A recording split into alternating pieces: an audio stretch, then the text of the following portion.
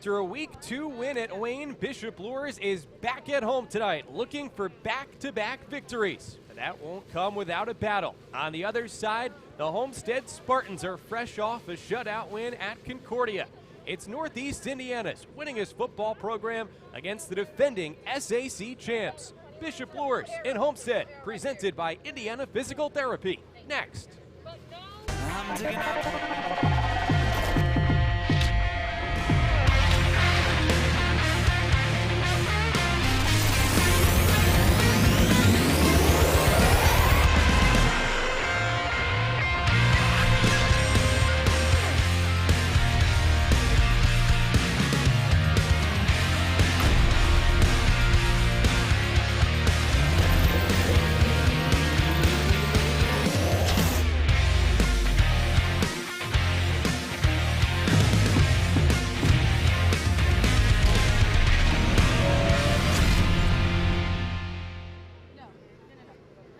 Welcome to Luers Field on the south side of the Summit City. 70s and sunny. Perfect weather for Week 3 of Indiana's high school football season.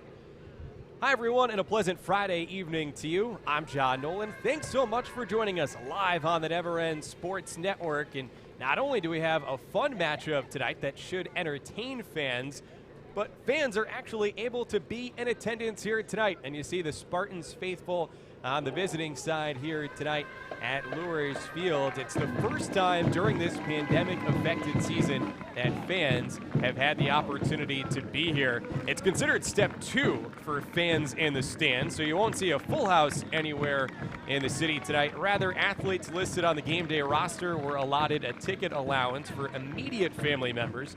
Face coverings and social distancing are required as all guests sit in designated locations. Large groups are prohibited, and only essential personnel are on the sidelines. Meanwhile, for those guys on the field, this feels like a big game, especially for those Knights in the white, black, and red. And for Bishop Luers, it's a chance to continue the momentum from last week's 49-36 win at Wayne in what was a wild back-and-forth bout that saw 9 lead changes. Yeah, 9 lead changes. But eventually, the Knights buckled down to blank the Generals in the fourth quarter and score a victory. It was also the first victory of the season last week for Chad Zolman's group, the defending SAC champs. They had a somewhat surprising start to their season with a Week 1 loss at home against Northrop, but they responded last week with a defensive dominating effort, a 7-0 win at Concordia. They were led in that one by senior middle linebacker Luke Palmer's 14 tackles. And going back to Kyle Lindsay's group here, part of the illustrious Luers program, it was a rebound last week following a Week 1 setback here at home against Carroll. And Kyle Lindsay's teams over the years now have developed a reputation for being potent offensively, and we saw that last week. Junior quarterback Carson Clark was phenomenal with 265 yards on 14 of 21 passing. He threw 2 touchdowns, ran for another, while senior running back Ramon Anderson rushed for 136 yards and added a couple of touchdowns of his own. Even the special team shined last week with junior Brody Glenn delivering a couple of impressive punts, and sophomore kicker Roel Pineda not only converting on 5 PATs, but also field goals from 33 and 39 yards out. A look at the guys in black and white here tonight. Kevin Riley, our lead official here at Bishop Luers Field.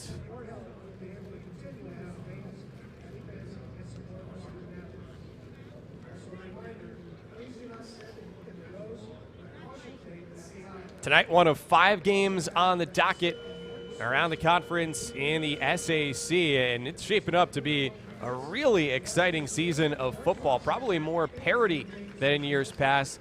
Arguably the game of the night is Northside at Carroll. The Chargers, including their win here in Week 1, undefeated. Meanwhile, the Knights rival Bishop Dwenger at home against Southside. Concordia looking to respond after their loss to Homestead last week at 1-1 so far this year. And Northrop and Wayne also here on the south side of town. So there's Roel Pineda Part of that all-around impressive performance for the Knights last week, and he's only a sophomore. Stands out on the soccer team, too. This will be only the 6th all-time meeting between these two since Homestead joined the conference. The last time they played here at Luers Field, the Knights scored a victory. Otherwise, though, the Spartans have won the other 4 matchups. Pineda had multiple touchbacks last week. It is a fairly windy night, as we showed you on that graphic before. That one not all the way into the end zone, and it's brought out for a pretty solid return in good field position. Desmond Smith, a junior, on that return for the Spartans in white.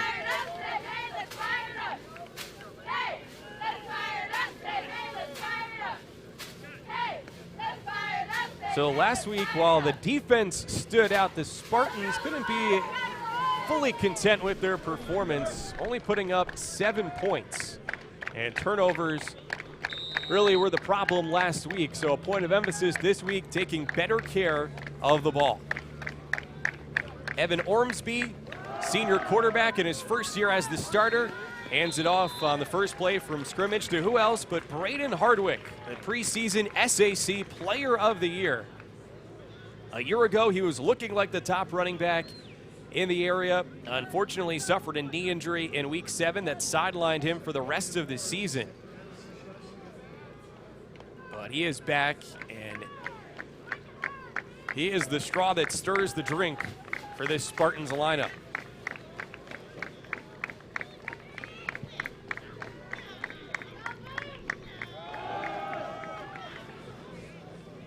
It's another handoff for Hardwick.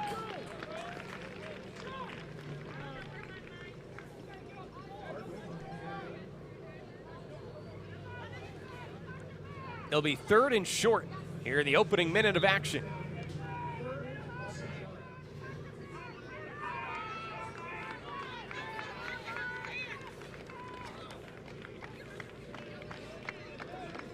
And check that, it's spotted as a first down.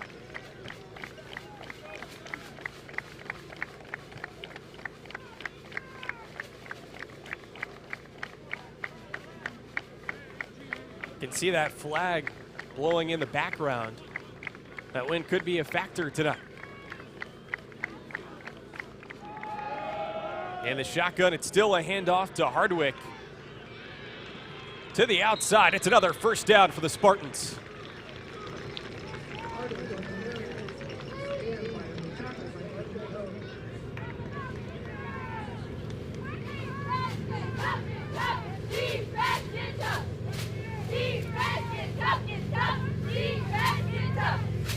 Braden Hardwick, as much as he's a standout, he's got an exceptional offensive line in front of him to lead the way. An offensive line that features 3 seniors and a couple of juniors. One difference between these two teams, the senior leadership. Homestead really carried by a big senior class, whereas Bishop Luers only has a handful of impact seniors and has about as many impactful sophomores. Not to mention, of course, Homestead, one of the largest schools in the entire state, the biggest school in Northeast Indiana. And in football, they're at the Class 6A level, the largest classification. Student body of well more than 2,000. And then in contrast, Bishop Luers, a school with an enrollment just in the 500s, playing in the 2A level. So Homestead, the biggest school in the SAC. Luers, the smallest school. Again, nevertheless, a couple years ago, the Knights beat the Spartans. Heavy dosage of the ground game here on this opening possession for the Spartans. Speaking of that offensive line, led by a couple of standout guards.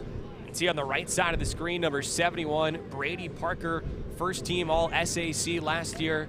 Outside the huddle.net, regarding him as a top 40 player in Northeast Indiana. His head coach Chad Zolman says he's smart, athletic, and physical. And the right guard, Sean Rice, number 68, 6'3", 325. There is room on the outside. Gage Sparrow. The junior moves the chains for Sparty.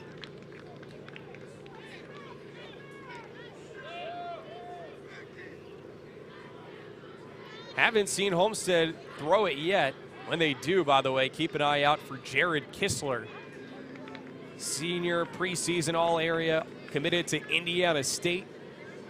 Possibly even drawing interest from bigger schools. Tight end Ethan Chambers, another threat. Hardwick brought down. Well, the Knights not necessarily surprised seeing all of the running so far for Homestead, and for Bishop Luers, well, they were proud of their win last week at Wayne. They gave up more than 200 yards on the ground. So Kyle Lindsay's group this week in practice really back to basics in terms of tackling and positioning at the snap. A couple of defensive leaders for the Knights in the secondary, Ramon Anderson, a third-year starter at safety, and Ben Rectanis, a 6'4", 340-pound senior on the line. Hardwick has room, lowering the shoulder, and he's forced out inside of the 5.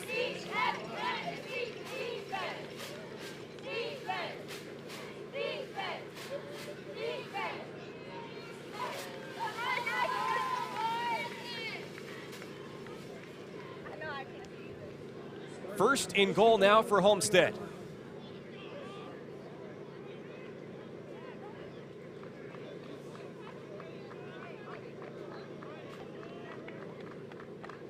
High snap.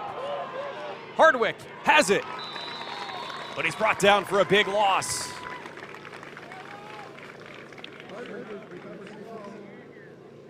Sir Hale, the cornerback, first to get there.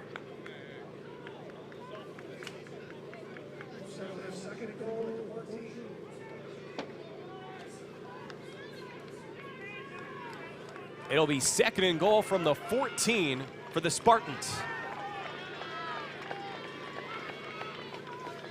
A look to the sideline.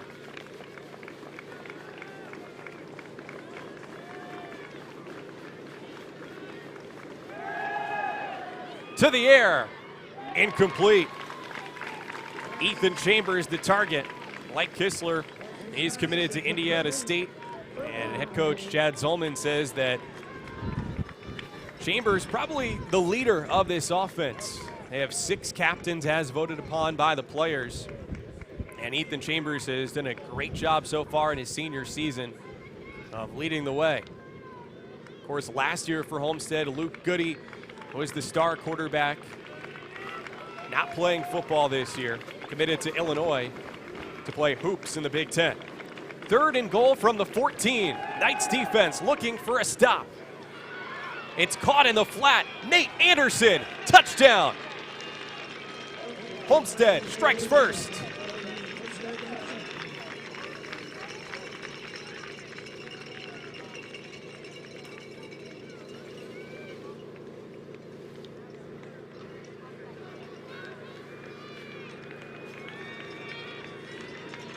After struggles on offense last week and only putting up 7 points total, Homestead wastes little time scoring here in the first 5 minutes. Joe Dugan to take the extra point. No good.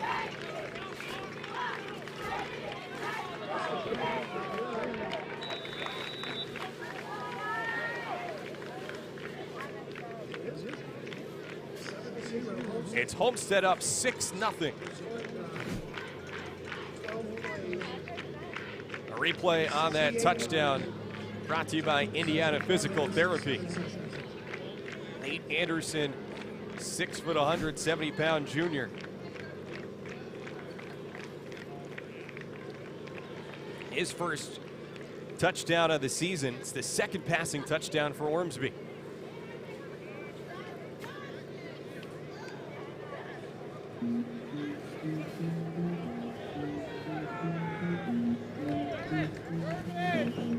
By the way, apparently the officials, without using replay, talked it over and have determined that the extra point was good. So Homestead up 7-0.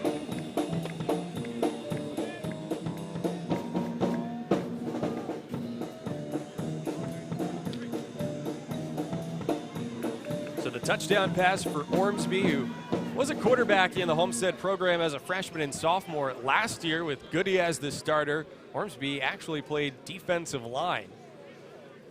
And the coaching staff has encouraged him to just play within himself. He's got weapons. Nate Anderson's one of them. And that leads to a 7-0 lead for Homestead here with 7:53 to go in the first quarter.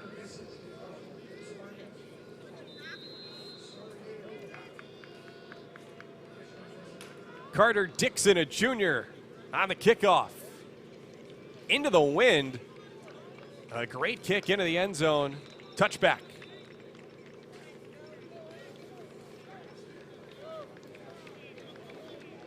So Homestead's defense was not at 100% in terms of their available personnel back in week 1 at home against Northrop. Gave up a lot of running yards in that one. Bounced back last week in pitching a shutout at Concordia. But this Luers offense was fantastic last week, led by junior quarterback Carson Clark. He became the starter in the second half of last season for the Knights and has shown a lot of progress now from his sophomore to junior year. And he's got a playmaker next to him there in number 1, Ramon Anderson. Anderson hardly ever comes off the field between playing safety on defense and then being the featured running back on the offensive side. So this Homestead defense now closer to full strength will make things difficult for Anderson and company.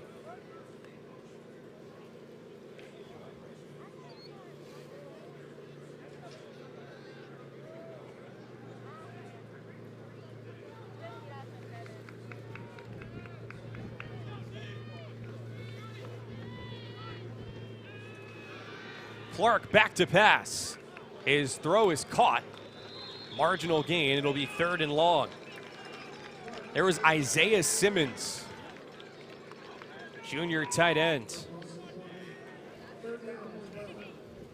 Talking to Knights head coach Kyle Lindsay before this one, he said offensively the key is to fire off the ball up front with aggression. For the offensive line, essential to communicate to locate Homestead's blitzes.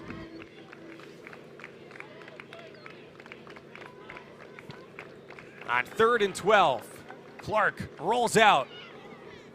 That's incomplete, but a flag. The Homestead sideline continues to clap, thinking it may be offensive pass interference.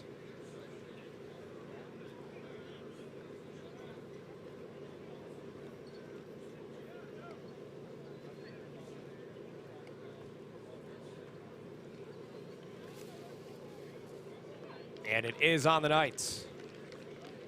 Again, Kevin Riley, our lead official.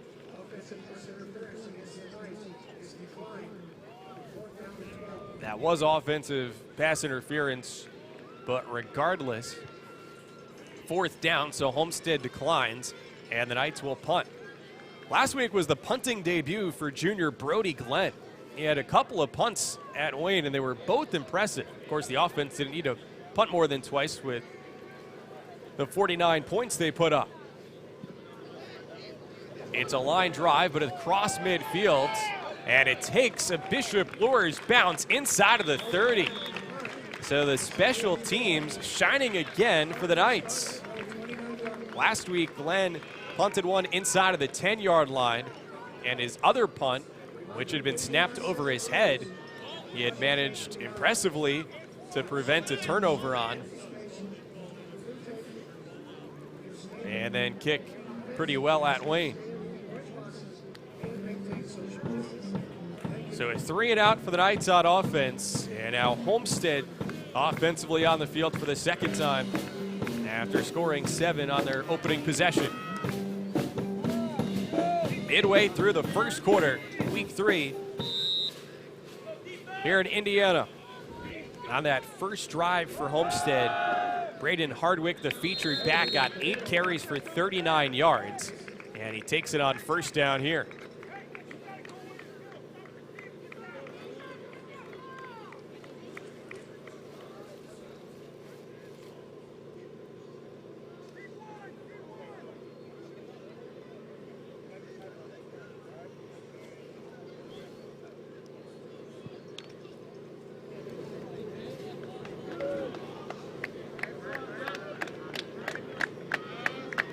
Second and 6 for Evan Ormsby and the Spartans.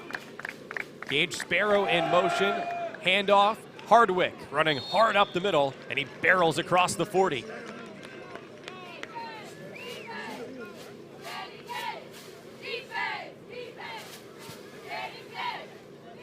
Chad Zolman says that Hardwick has exceptional instincts and just an unreal feel for the game. On top of that, great vision. Listed at 5'11", 190 pounds. Zolman says Hardwick's stronger than maybe some people think, sizing him up. But what really sets him apart, his ability to start and stop. He starts, and he's corralled around the 45. Defensively for Bishop Luers, not surprisingly, a key gang tackling.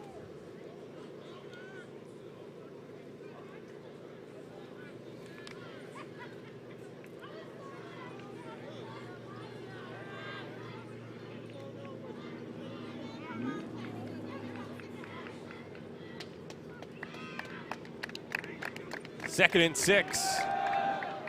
Hardwick up the middle, spinning past the 50.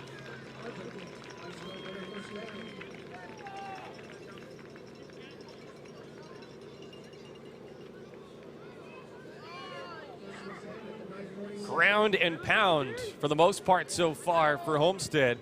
Although again on that opening drive, it was an Ormsby touchdown pass on 3rd and goal to Nate Anderson.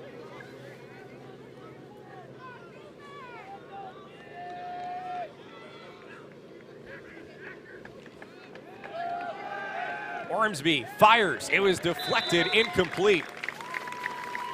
That was Nelson Kanapke who got a hand on it. Kanapke, junior defensive end. The Kanapke family over the years has had a big impact in Knights athletics, including a couple years ago, Nelson's older brother Norman, part of an outstanding Knights team that made a deep postseason run. And Kanapke, he was in competition to be this team's starting quarterback. For now, he's the number 2 option under center, but makes things challenging for opposing QBs. On 2nd and 10, Gage Sparrow outside the hashes. 3rd down ensuing.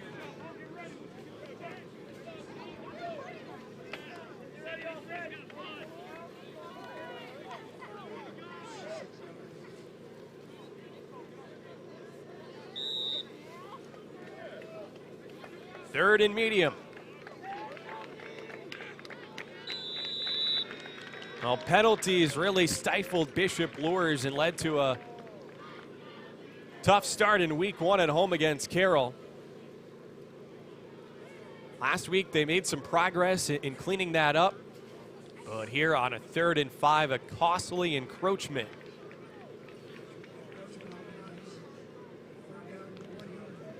And it's still not quite a first down for Homestead.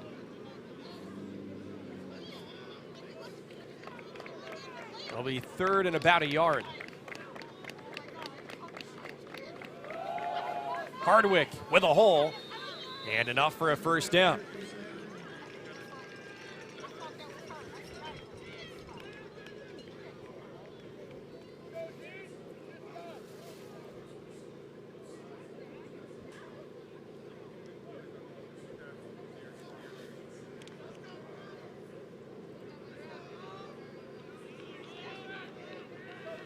Fresh set of downs for the Spartans.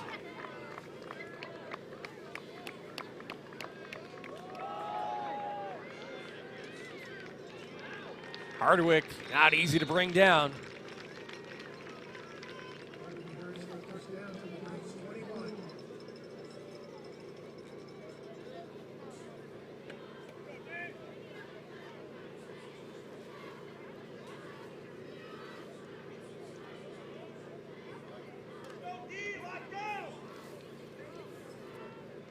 After yet another first down on the ground for Hardwick.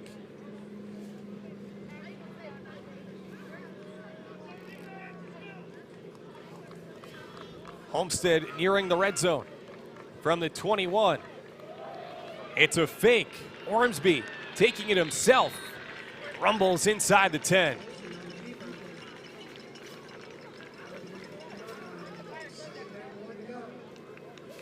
Again, Ormsby with past experience playing as a defensive lineman. You can see those broad shoulders. He's not easy to drag down either.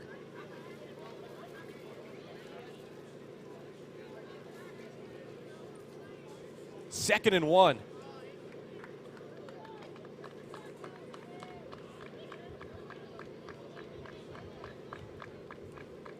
Chambers in motion. Hardwick knifing his way forward.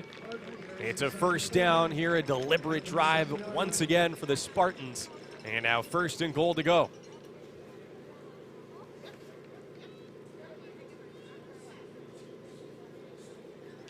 Reality is Homestead bigger and more experienced.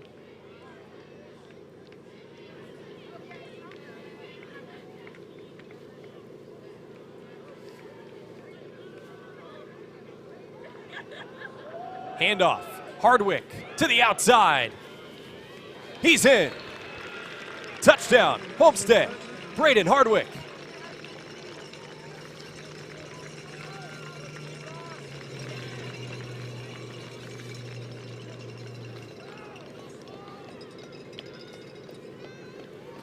Only 2 senior starters for Bishop Luers. They're excited about the future here, but for the moment, a big challenge against Hardwick, who's already nearing the century mark on the ground. Over 90 yards with his touchdown from 7 yards out.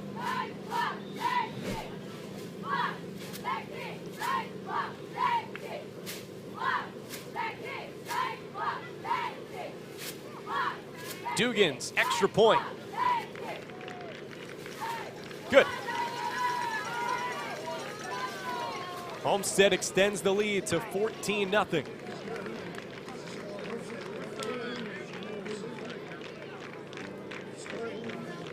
Inside of 2 minutes to go in the opening quarter.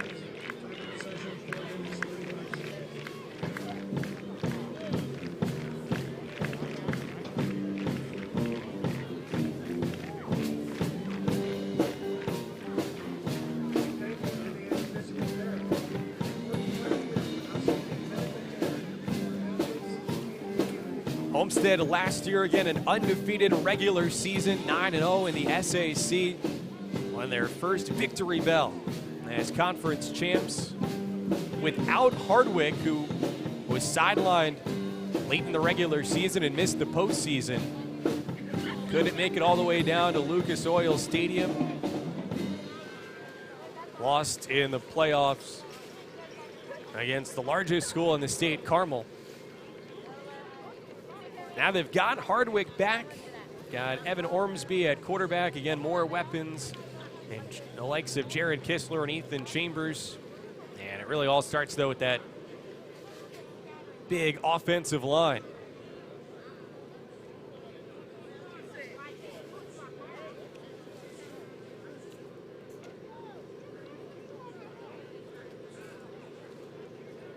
So we'll see how this Knights team responds. Coach Lindsay wasn't really pleased with how his group handled the adversity they faced in week 1 here against Carroll. Another 6A size school. They showed resiliency, though, last week in a back-and-forth game against Wayne. Every time the Generals scored, the Knights had an answer. more of a challenge here tonight. We'll see how they handle it. Krayshawn Menson on the return. He's got plenty of speed, but he meets a wall of white jerseys. Menson was out week 1, made his regular season debut for the Knights last week, and what do you know, he caught a touchdown pass, had an interception as well, transferred in from Northrop. And Menson has said, even in his first year here on the team and in the school, he feels like he fits right in with the Knights family. And family is the word that he uses in describing the culture.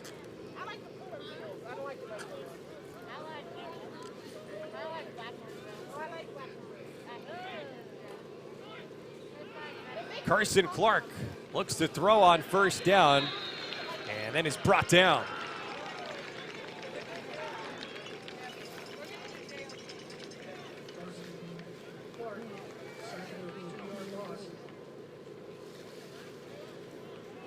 Luke Palmer at linebacker, the leading tackler for this Homestead team. He was their leading tackler last season. And play with 3 up front. A couple of juniors, or I should say a couple of seniors, Isaac Parrish and Andrew Baer on the ends, Matt Miller, the big guy in the middle. Clark's pass is caught there on the far side.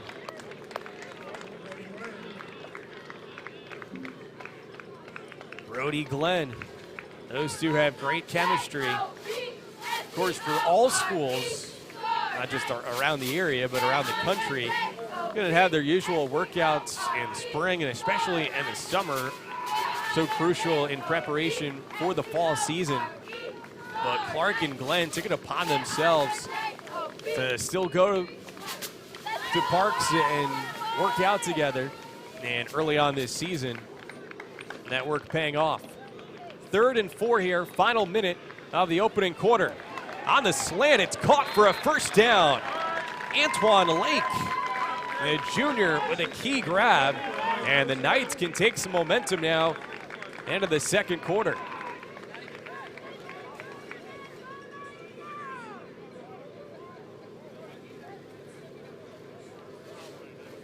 Ten seconds remaining here in this first quarter. Clock stopping on the first down, but now with the ball set, the clock ticks again, and the Knights will come off the field. Well, looking to continue the positive vibes after that Lake first down catch from Clark.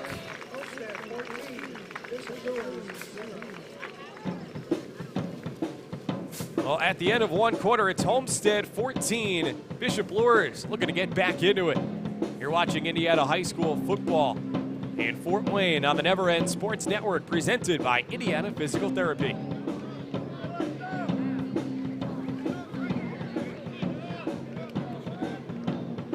The Acme Bar and Grill, where neighbors meet. A Fort Wayne tradition since 1941. We feature nightly dinner specials along with our iconic pizza, wings, and pork tenderloins, and barbecue in our family-friendly atmosphere with a retro flair. Additionally, we offer a full bar with 26 beers on tap from various Midwest breweries. We also have an area perfect for private events such as meetings, reunions, and banquets that holds up to 50 people. The Acme Bar and Grill, located in the heart of East State Village, where neighbors meet.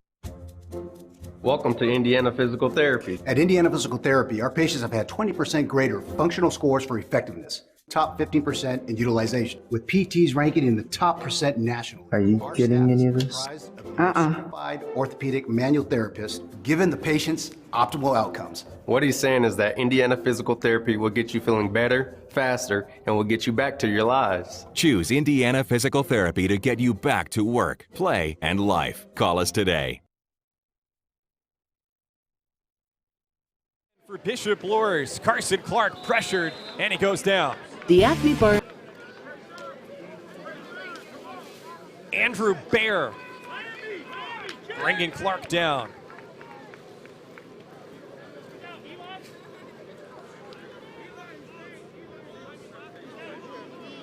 Heady play by Clark under pressure. Did fall forward, and so he gets credit for a gain of 1. It's 2nd and 9.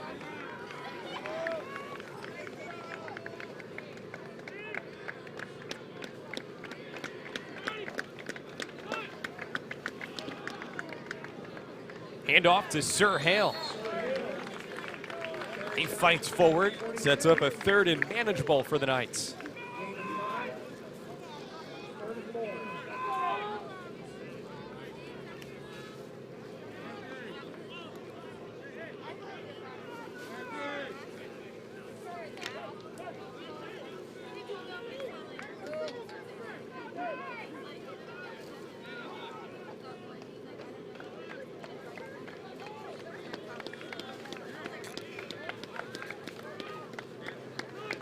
Third and 4. Play action. Clark fires. Incomplete. Brody Glenn, the target. But Desmond Smith, number 4, the junior, in coverage.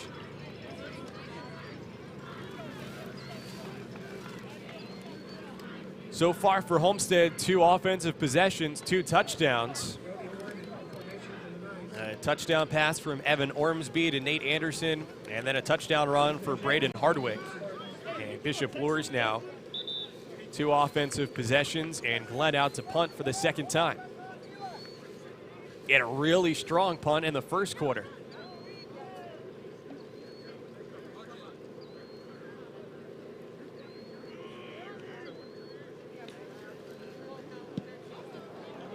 Good protection. That punt high in the air across midfield does not take the same type of friendly roll for the Knights as it did last time. And it'll be solid field position for Homestead beginning their first drive of the 2nd quarter.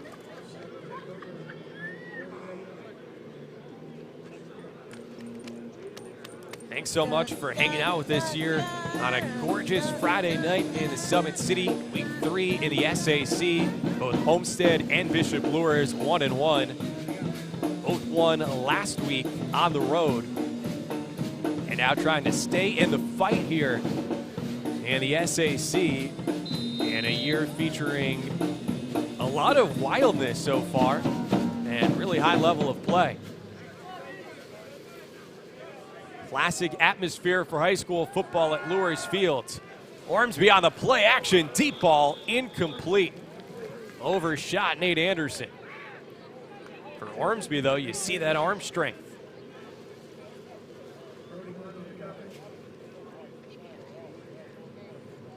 Homestead could only put up 7 points last week at Concordia. The Cadets have a really strong defense. They had shut out Southside to start the season.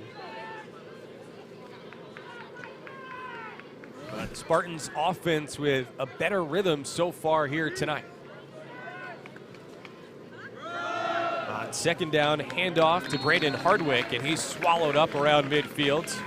See Ben Rectanis, 73, the 340-pound senior on the line for the Knights. But to repeat, one of only 2 senior starters on the defensive side of the ball for Luers.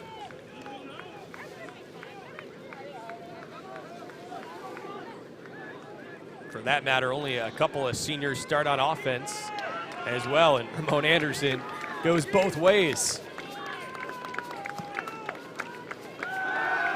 3rd and 7. Ormsby looking for Kistler, and it's dropped.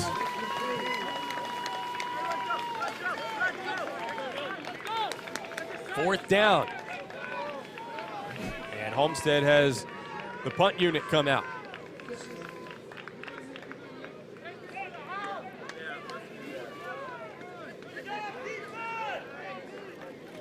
Kistler had Nick Thompson, sophomore, right behind him.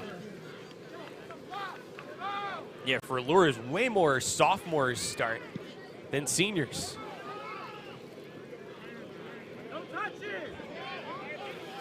Sir Hale returning it from inside of the 5, a fumble. And Homestead recovers.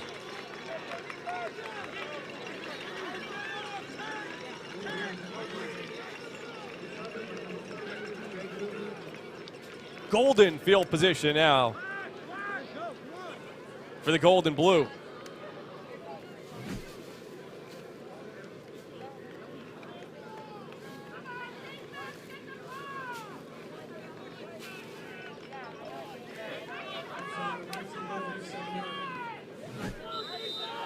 Looked like it was Austin Keyser who punched it away.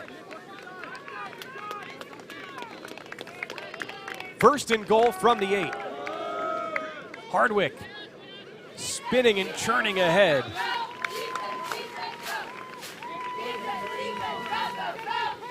Extra tough test here for the Luers defense. They had just forced a punt, but now right back out there.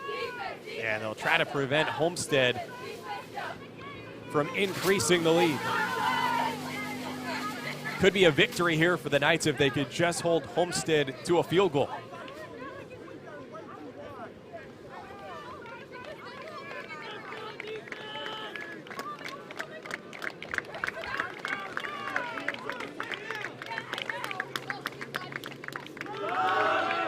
Ormsby, taking it himself, is tripped up. Sir Hill, who was the punt returner, with a nice tackle right there. Got low.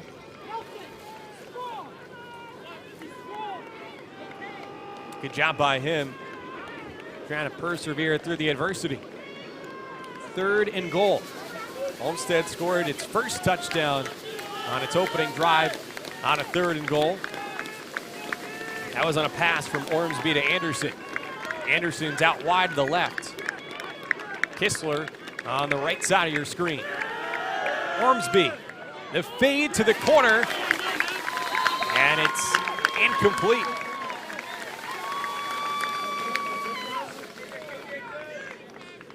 Nick Thompson, that sophomore, on the coverage again.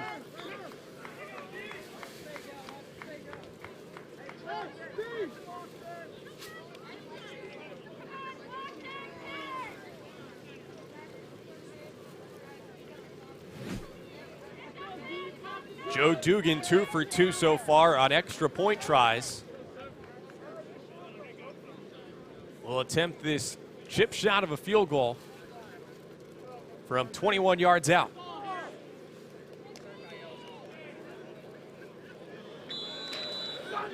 Pre-snap movement. And it's encroachment on the Knights.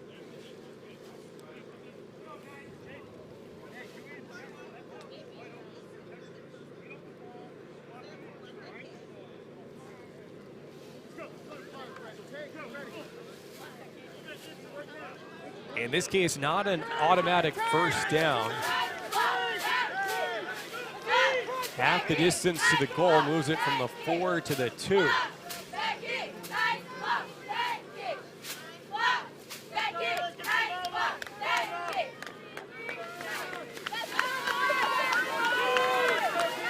And now the offense returns to the field for the Spartans.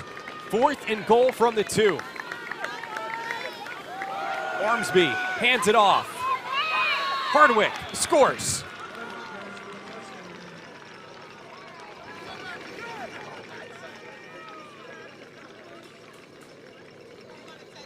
A learning lesson for Luers with a critical penalty.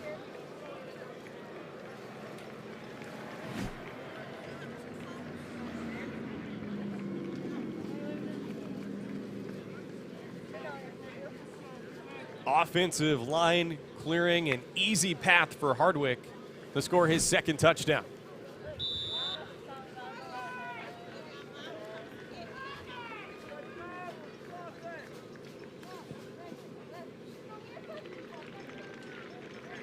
That's true for Dugan.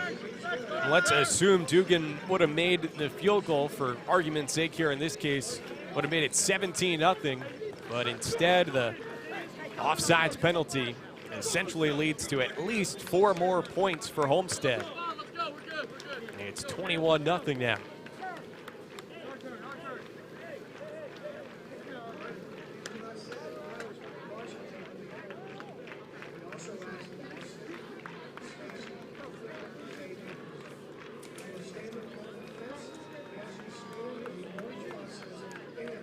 Check of the schedule in the area tonight. Early on at 7-7, Carroll and Northside tied.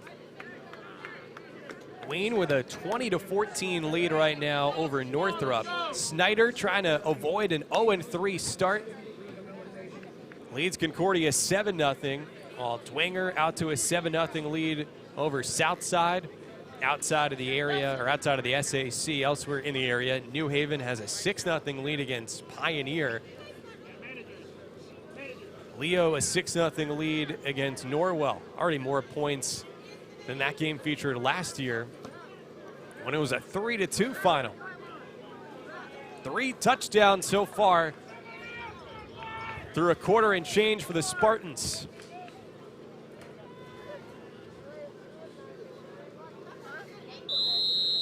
Knights trying to bounce back.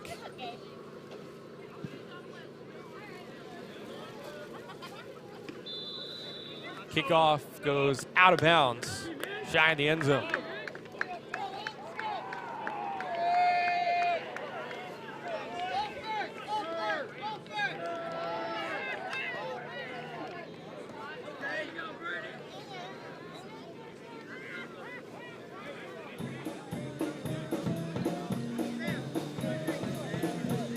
Homestead has already matched its point total from its week 1 loss at home against Northrop.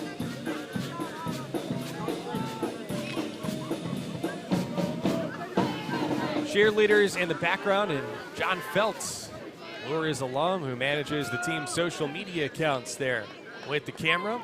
Can keep up with Knights football on Twitter at Bishop Luers FB.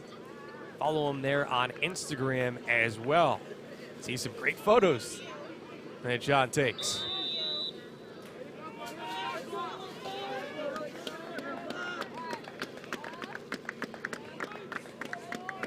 The Knights need points. Clark lost it momentarily, recovers and falls forward for a few.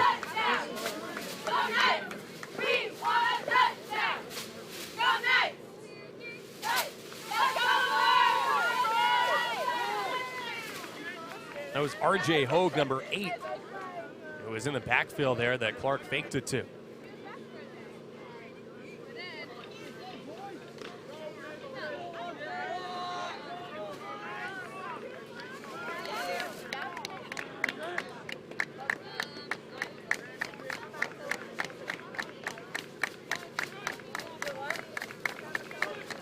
Krayshawn Menson in motion. Here's Hogue. He spun out around the 40.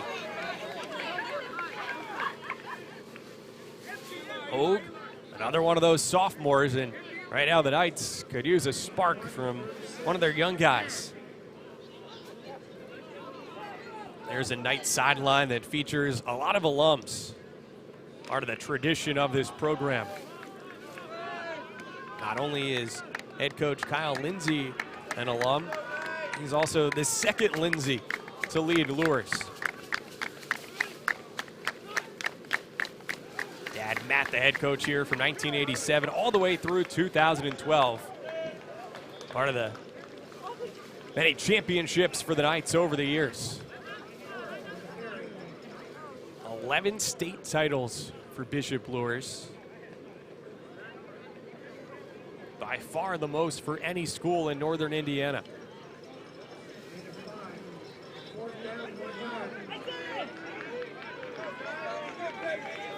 Here's a crucial 4th and 1.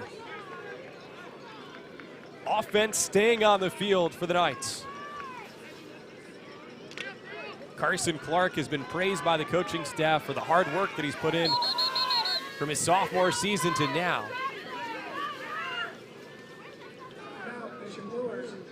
And before this big 4th and 1, the Knights call a timeout. It's a gorgeous night in Northeast Indiana.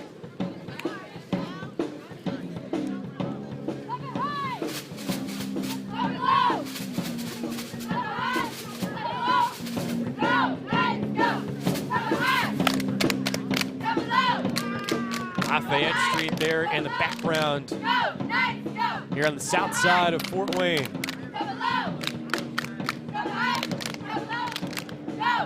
In 2020, not only do cheerleaders have pom-poms, but masks too. And tonight, fans welcome to SAC games for the first time all season. Talked about it earlier. It's considered step 2 for fans in the stands. There were no fans the last couple of weeks. This phase 2 is good for this week and next week, and then things will be further evaluated. A massive 4th and 1 for the Knights. They go to the crowd, and Sir Hale has the first down. See 73, Ben Rectanis in on the play. He doesn't take all the snaps on the offensive line, but he comes in there in a huge spot. And the big guys in black with Sir Hale pick up the Knights' first down. Midway through the second quarter. Hale again.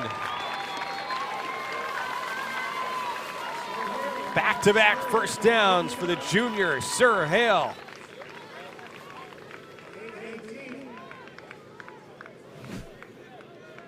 Ramon Anderson is RB1 for the Knights, one of the most explosive players in the conference. But the Knights know that Hale, just like his uniform number, a heck of a number 2 option.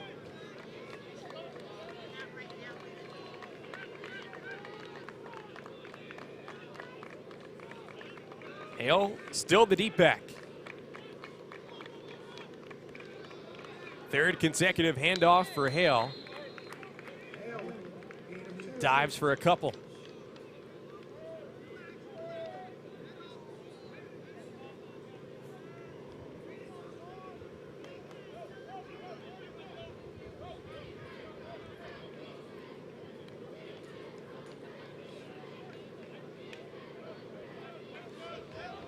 Second and 8 for the Knights.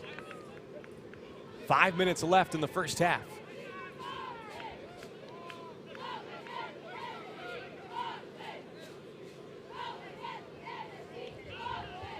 Nick Thompson is the slot receiver. Hogue to the right of Clark. That pass is batted.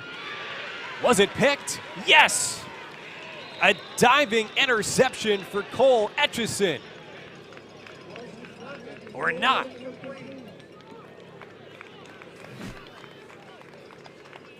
The officials won't have the ability to see a replay. We can take a second look.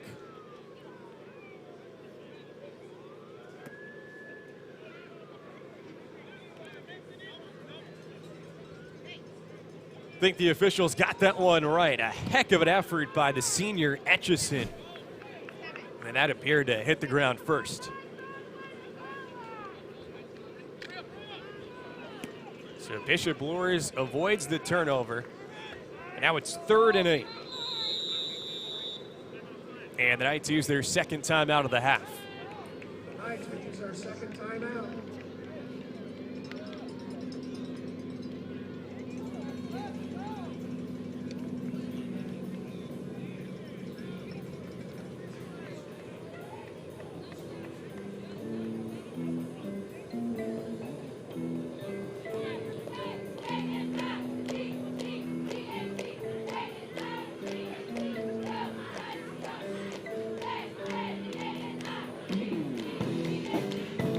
Knights right now without Ramon Anderson, their senior leader, both on offense and defense,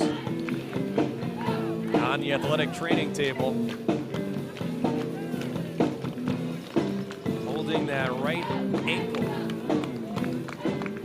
Hope he's all right.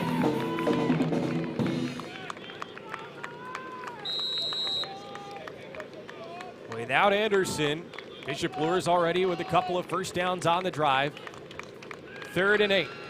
Clark to the far side, incomplete. Searching for Nick Thompson.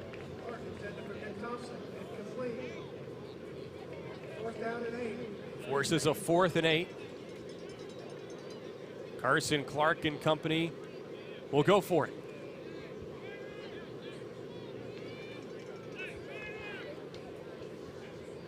They have an outstanding sophomore kicker in Roel Pineda, but from here it would be more than a 50-yard field goal.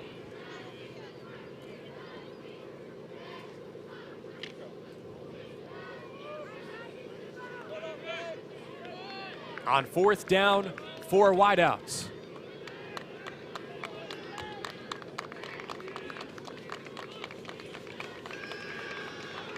Clark has time. Clark looking to run, and he goes down.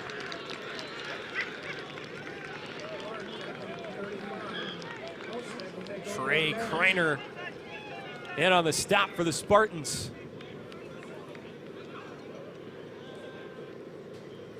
Turnover on downs.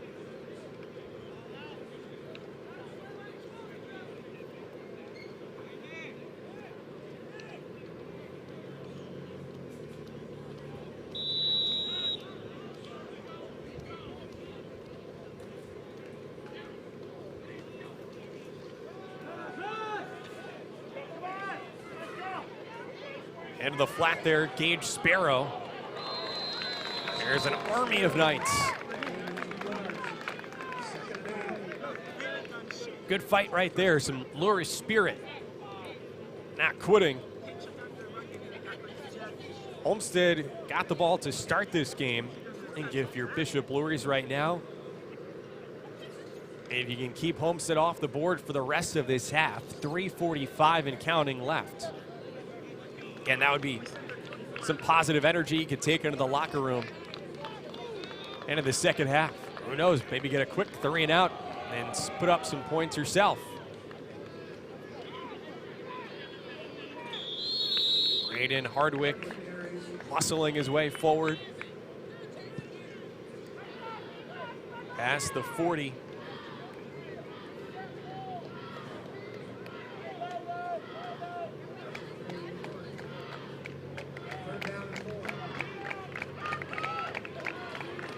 Third and 4.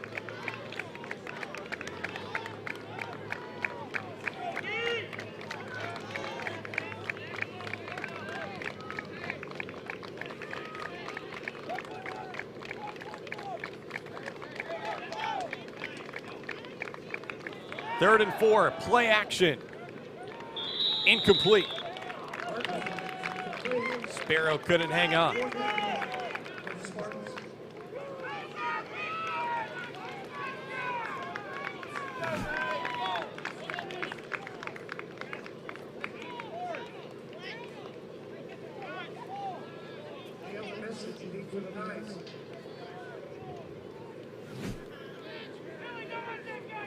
Ormsby has had a handful of passes so far in this first half go off the hands of his receivers. Carter Dixon's punt out around the 35-yard line.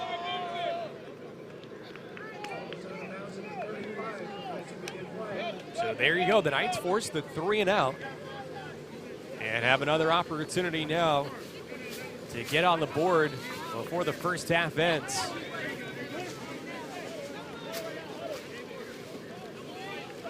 Coaches atop the press box for both sides. Not to mention the cameras as well.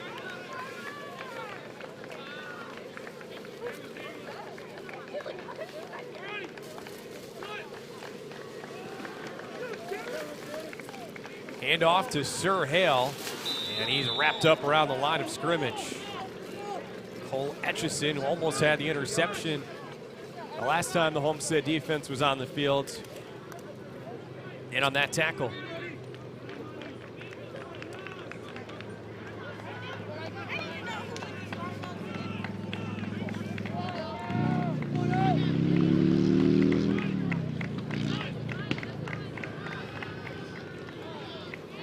Clark connects with Menson.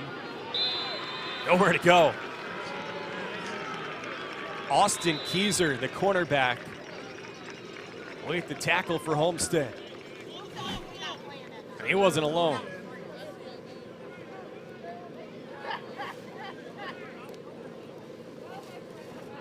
And I should say Etchison probably there with the first hit, and then Keyser knocks Menson down.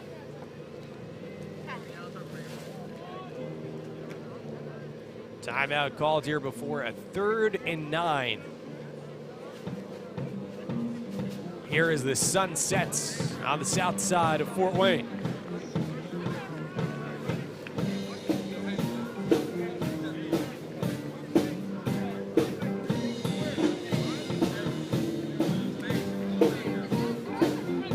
First Friday of September, Labor Day weekend.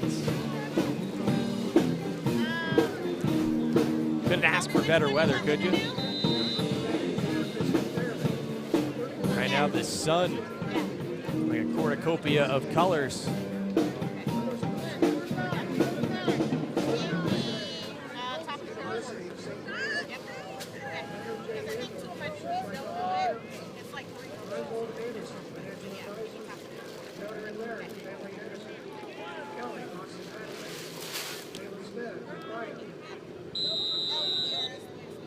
After the timeout, 3rd and 9.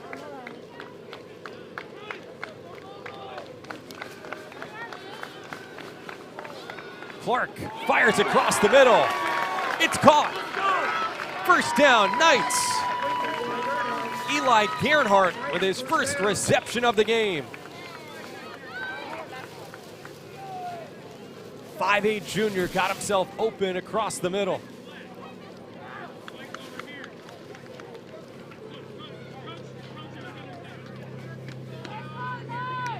Great read by Carson Clark. He made his career debut on varsity as a starter last year against Bishop Dwenger. Was hit hard but showed his toughness. Put in a tremendous amount of work during the offseason after what he described last year as a learning and growing year. Putting that experience to use now. In Homestead territory, 1st and 10. Clark in trouble, whips the throw. That's caught for a small gain by Sir Hale. Starting running back Ramon Anderson, still on the athletic training table. So a Knights team that hardly has any seniors on the field to begin with. Now without their go-to guy on offense. Just over a minute left in the first half. Play action for Clark, has time. Going across the middle again with Brody Glenn, the target, incomplete. 3rd and 11.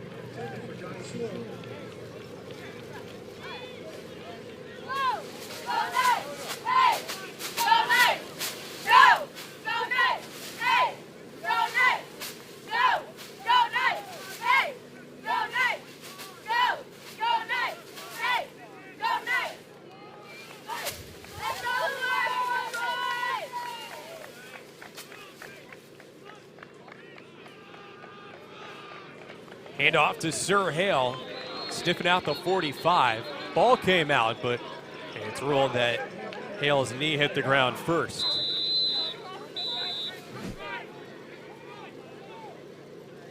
Timeout Homestead as the Spartans are hoping to add to their lead here in this first half.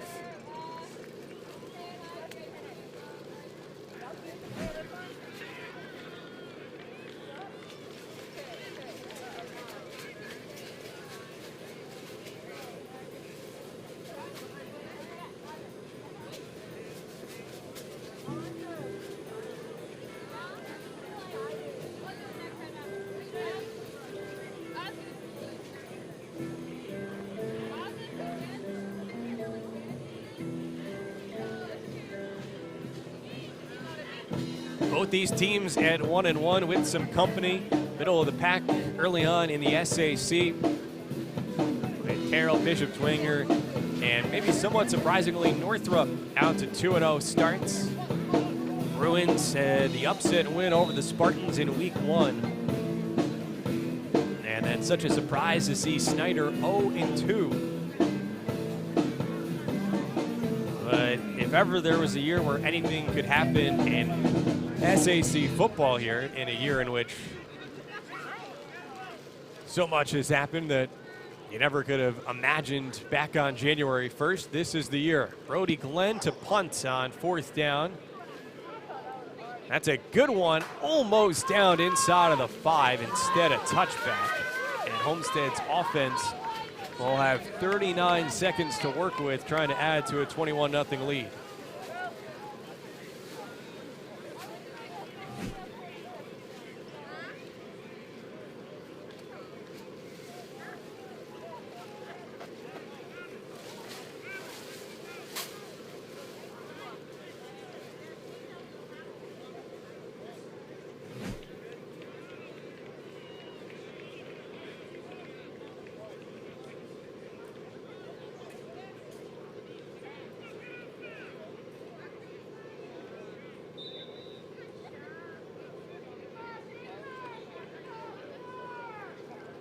Make sure to stick with us at the half for a special presentation from the students at Bishop Luers. Homestead with the 3-score lead, not going to force the issue here in the final half minute of the first half. Evan Ormsby taking a knee, and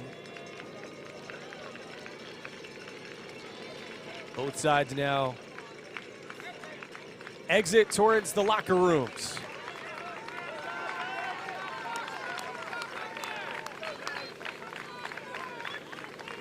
Hardly a difference between the play clock and the game clock. And the first half comes to a close. Homestead out to a 21-0 halftime lead on the road here at Luers Field on the south side of the Summit City. Thanks so much for spending part of your Friday night with us here on the Neverends Sports Network. High school football presented by Indiana Physical Therapy. We'll take a quick time out, and when we come back, special presentation from Bishop Luers High School.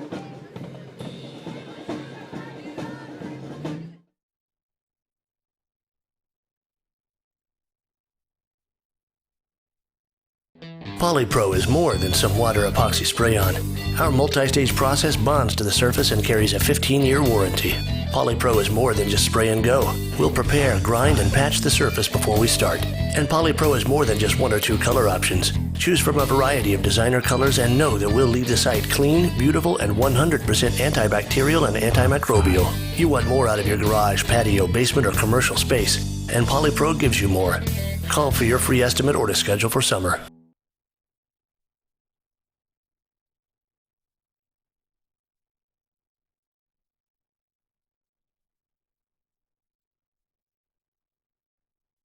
Five, 4, 3, 2, 1, and we're out.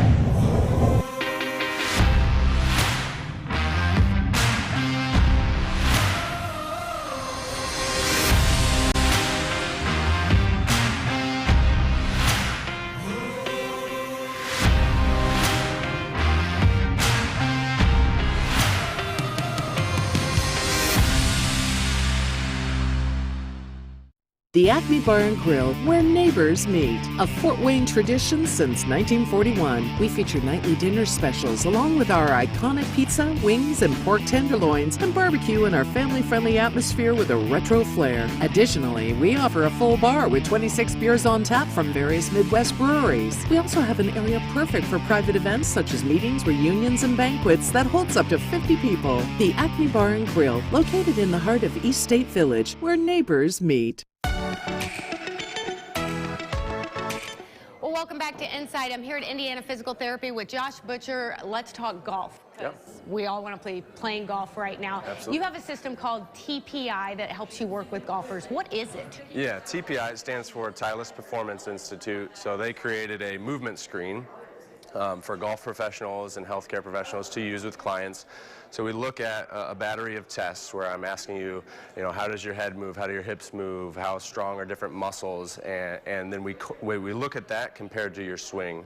So we videotape your swing. We identify some swing mechanical issues. And the beautiful thing is we tie the two together. So if I see someone is kind of hanging back in their swing or their swing or one of the common things we see, I then look, okay, which test did they fail in my list of tests? And could that be one of the reasons why they have that swing flaw?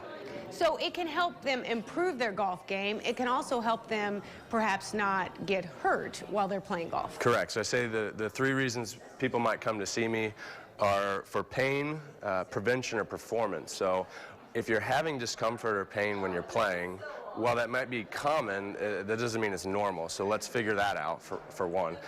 2, prevention. So say you're not having any pain, or you're just starting out playing golf, or it's the off season or beginning of the season. Let's figure out, is there some issues that might predispose you to pain or swing flaws, and we can solve that problem before you get playing.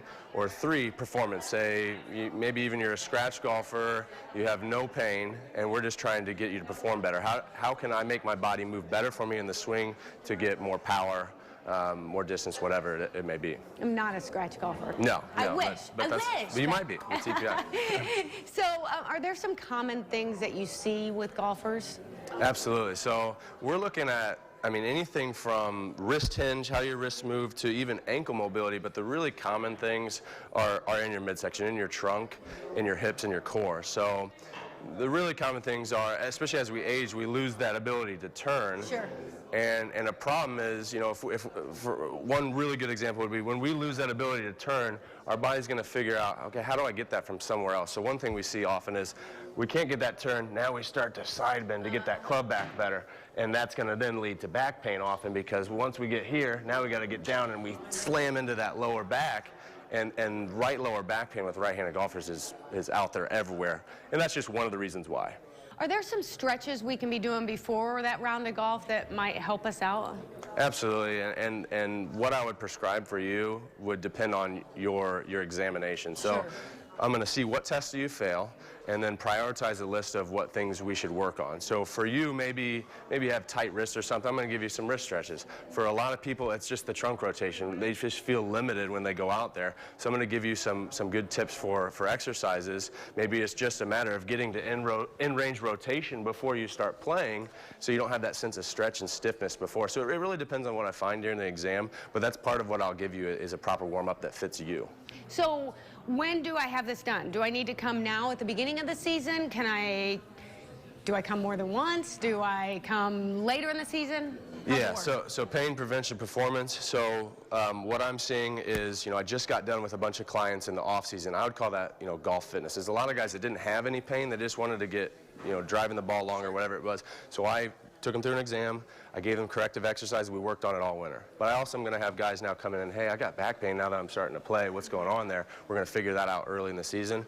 Or maybe it's even during the season, later in the season, they just want to make some improvements. I'm looking at swing mechanics. I'm looking at what their body's doing and coming up with how do I tie those two together to make the player perform better and injury-free. Well, if you are looking to make your golf game injury-free and even better this season, just give Josh a call here at Indiana Physical Therapy. You can call that central scheduling number 209-2464 or visit them online, indianapt.com. We'll be right back.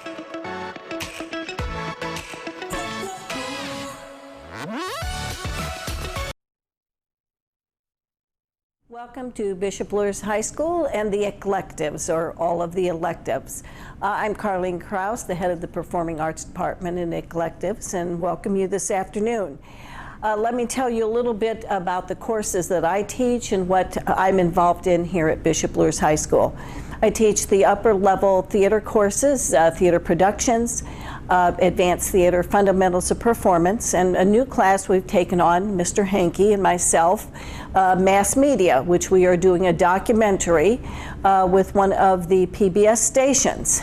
We also offer here at Bishop Luers High School 3 productions a year. We have a Christmas musical and a spring musical, along with our theater production class, which are children's theater that we go out and work with the feeder schools.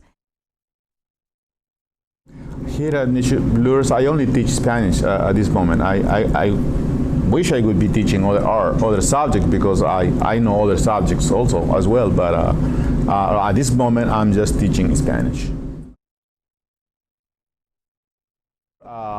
That they're not just learning because it's a requirement, they need to learn, but not just to learn Spanish, but to learn any foreign language, because we live in a global world not these days. I mean, you get into your Instagram and all of a sudden you have friends from all over the world, and there are some people using phrases, and you might miss on a lot of things because you don't know those languages. Well, we have a French Honors Abroad program where students will travel and live for 6 weeks in France. I'm involved in getting that coordinated. We also have a French trip at spring break where the students will do a mini version of the immersion program. I also do the French club, and that's about it. I teach Spanish, but I teach 3 levels, so it'll be level 3, 4, and 5. I think Luers is a very special school. I like working here. I think that besides teaching Spanish, I could also help emphasize the Christianity, what it's like to be a Christian, what is the difference between living a Christian lifestyle and just a non-Christian lifestyle. So I really like the emphasis put on Christianity here at Luers. What I want students to take away from this class is not so much learning Spanish or what Spanish can do, but I think if I can inspire students to use what they have to help other people, to live outside of themselves, to live for other people, to work with the purpose of helping others, then that to me would be something I would want my students to be able to do, and something that they would actually cherish.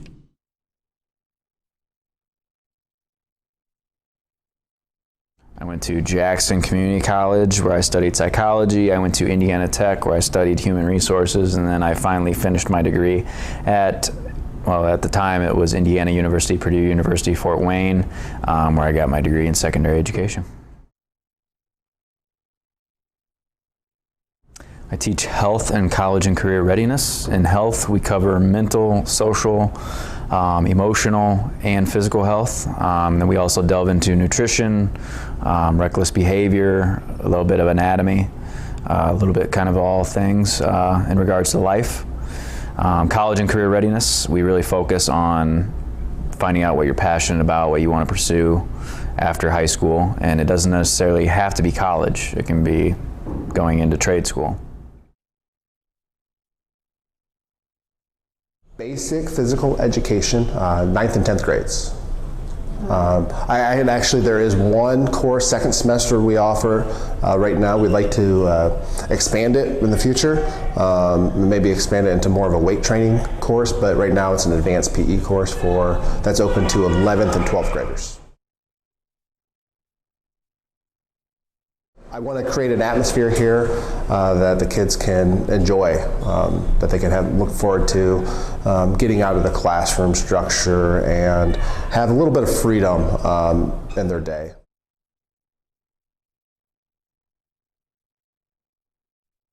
All right, my name is Adam Hankey, and I'm the instrumental director here at Bishop Luers High School. I love being here.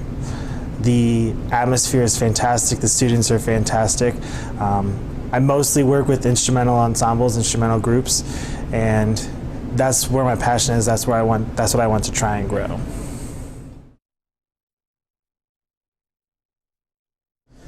I teach music history class, and I teach an applied music class. The applied music class is really cool because students can come in, pick up any instrument they want, and learn how to play it.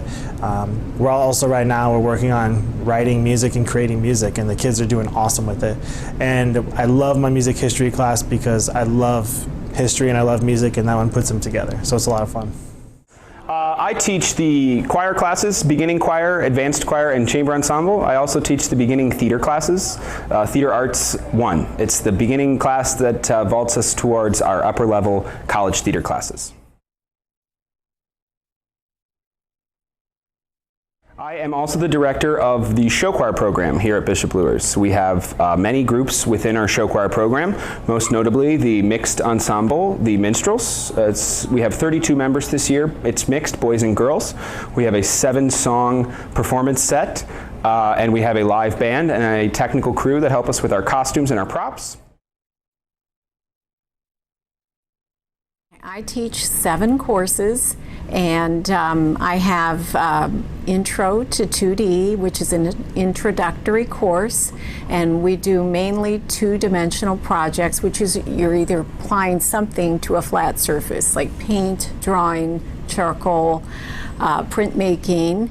Then we have an advanced course for 2D, where we get into more in-depth projects.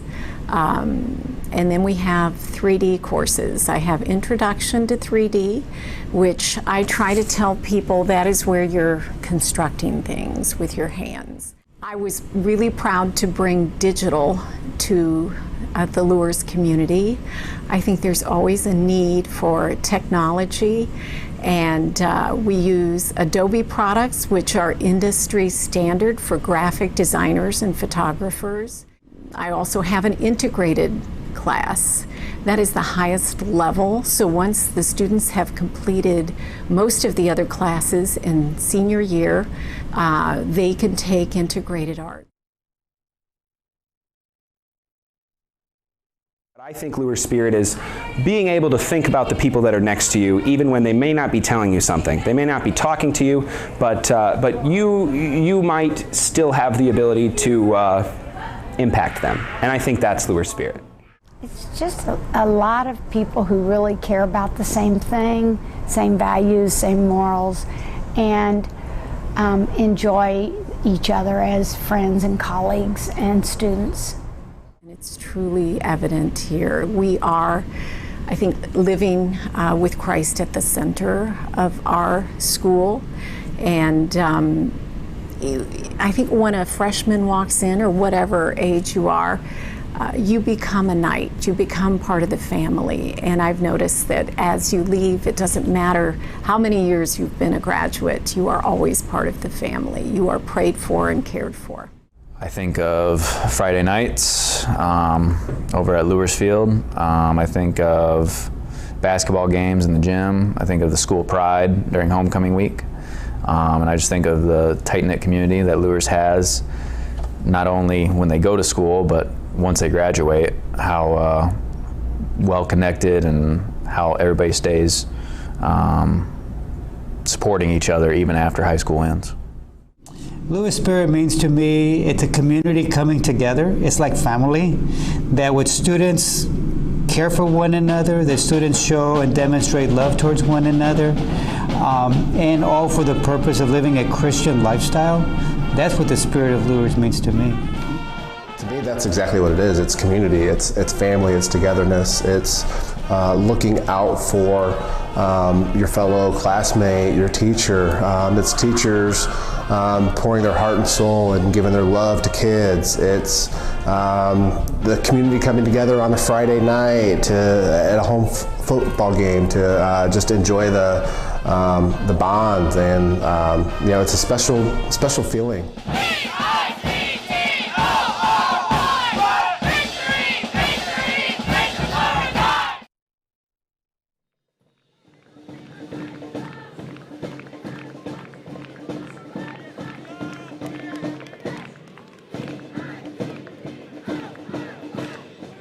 Getting set for the second half at Luers Field as the Bishop Luers Knights host the Homestead Spartans here on a gorgeous Friday night, Labor Day weekend. It's high school football on the Neverends Sports Network, presented by Indiana Physical Therapy. I'm John Nolan. So glad to have you with us here tonight. Bishop Luers will get the ball to start the second half, and it'll be a really crucial possession for them, trying to get back in this game, trailing Homestead by 3 touchdowns. Taking a look at some of the numbers from the first half, well, not surprisingly, it was somewhat of the Braden Harwick show for Homestead. He got 20 carries in that first half for 105 yards. He scored the second and third touchdowns for Homestead.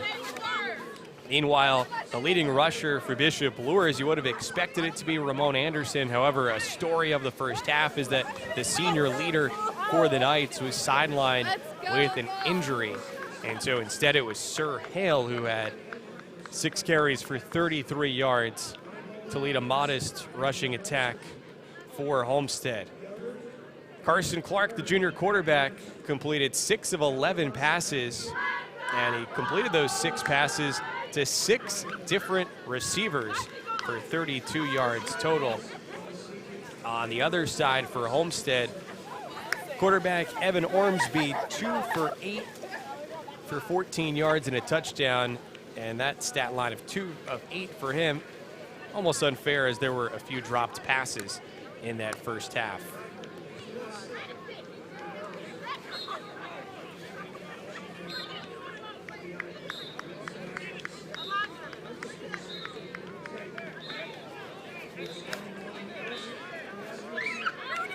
Overall in that first half, Homestead had 10 first downs. Bishop Luers had 4.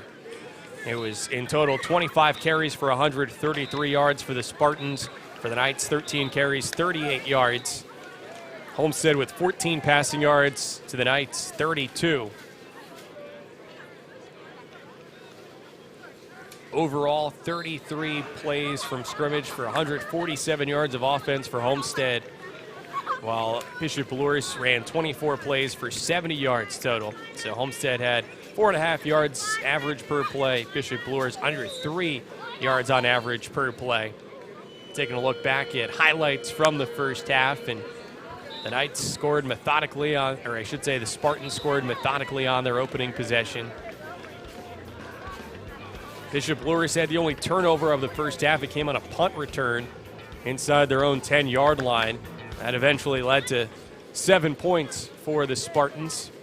So in addition to the 2 Braden Hardwick rushing touchdowns, had a Nate Anderson receiving touchdown.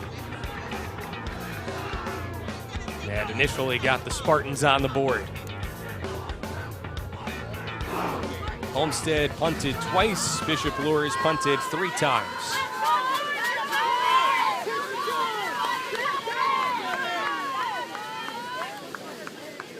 And checking in on scores around the area. Carroll leading Northside 29-19 in what a lot of people feel like is the game of the night in the SAC. Wayne, a 26-20 lead over Northrop. Snyder, a 10-0 advantage over Concordia at the half. Dwenger all over Southside, 27-0. And outside of the SAC, New Haven on the road, trailing Pioneer 22-12. While Leo ahead of Norwell, 14-0.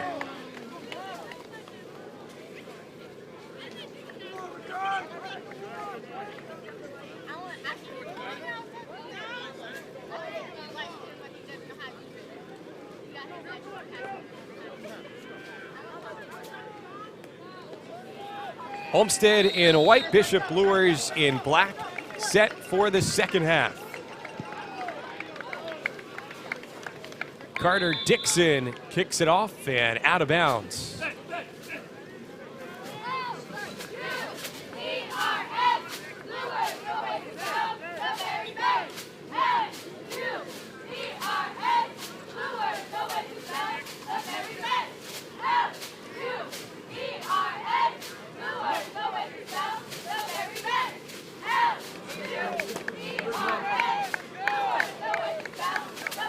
Bishop Luers here will have Homestead re-kick.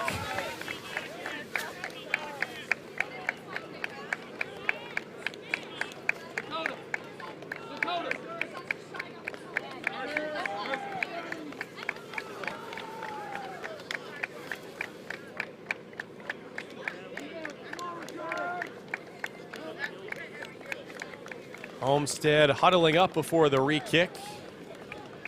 From the 30 to now the 35.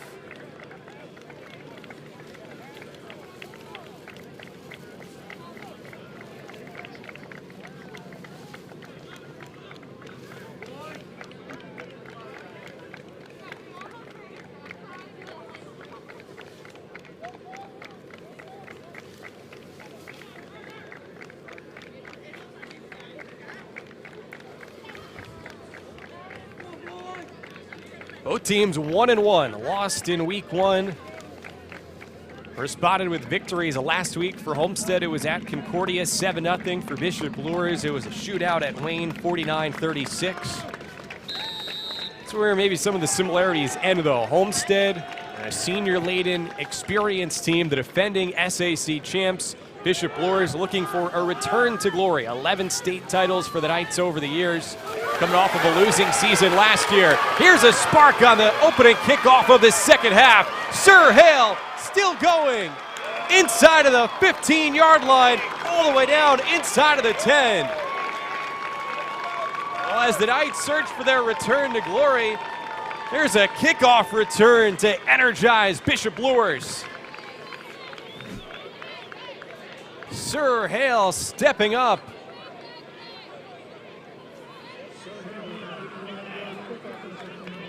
Reversing fields, and the speed on display for the junior.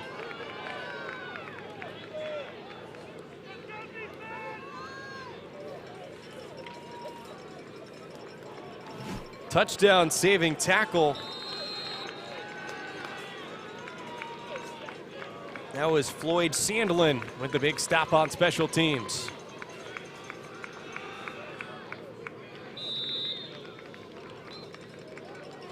No room to go on first down as Hale gets swallowed up and maybe still catching his breath. Hale will be replaced by sophomore RJ Hogue.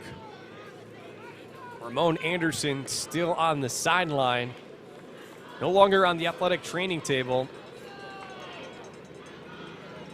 He's walking, but no helmet.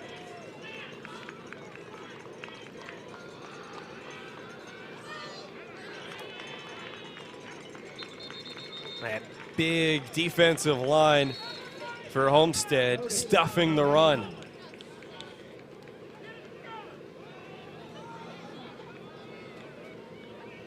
Anderson has made his way back over to the athletic training table.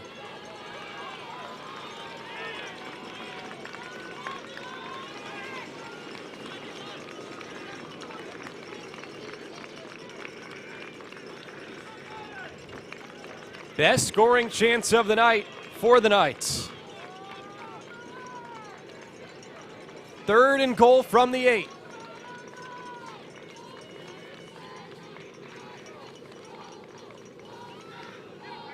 Clark fakes the handoff, but he's bottled up.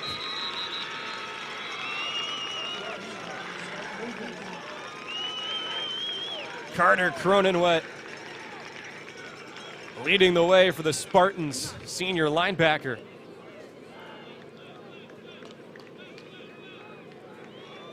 On 4th and goal, the Knights will go for some points and bring sophomore kicker Roel Pineda out for a field goal try. Last week, not only was he 5 for 5 on his PATs, he connected on a pair of field goals with a long of 39.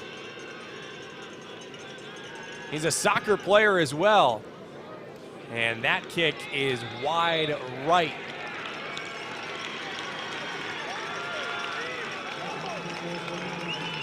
So the outstanding kickoff return for Sir Hale goes for naught.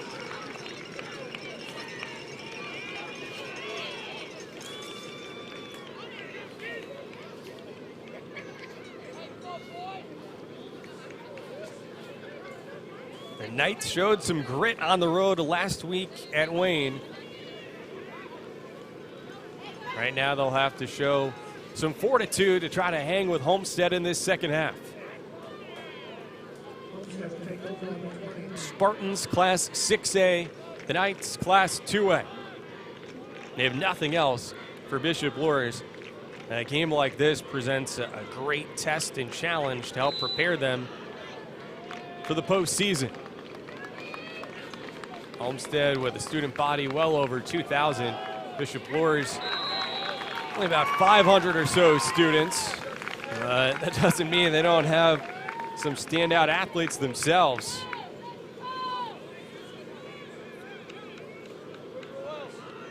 Yvonne Doty right there, one of those sophomore standouts. Doty there in the linebacking core along with R.J. Hogue, a pair of sophomores, alongside their leading tackler, Mason Daring, a junior. Daring, as a matter of fact, was named one of 5 players to watch this week by OutsideTheHuddle.net. 5'9", 180 pounds.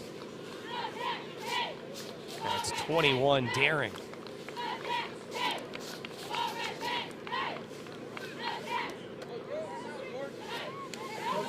That was offsides against Luers, 5-yard penalty.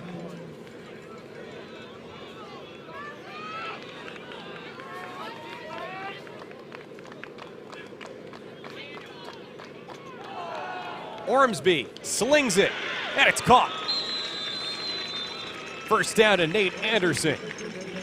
He caught the touchdown back of the first quarter. And there it's a first down gainer for the junior.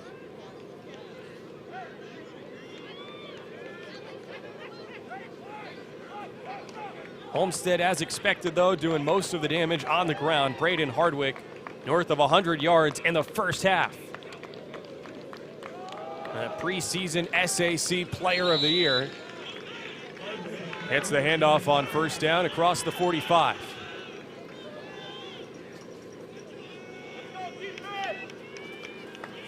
So great to see Hardwick healthy this year. Well, great if you have an appreciation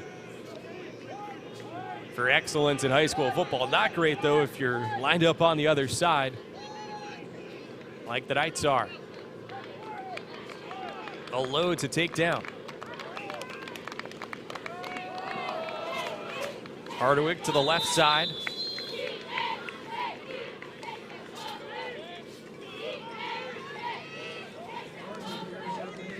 Isaiah Simmons with the tackle.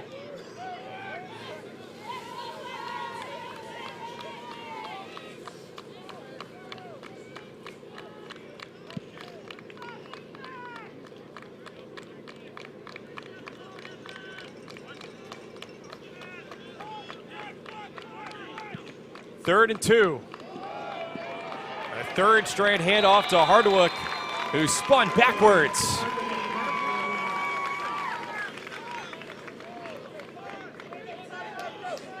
Doty earning the high fives.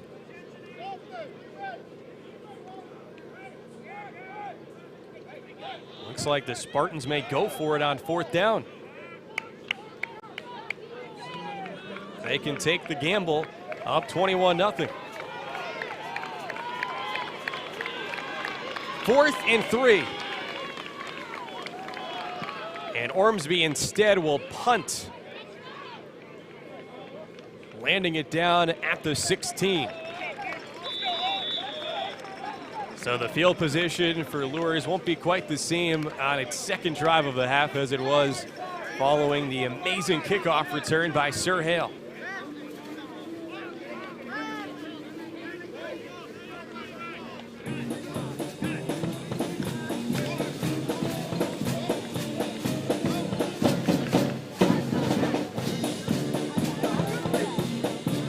Pep band with the Luers spirit.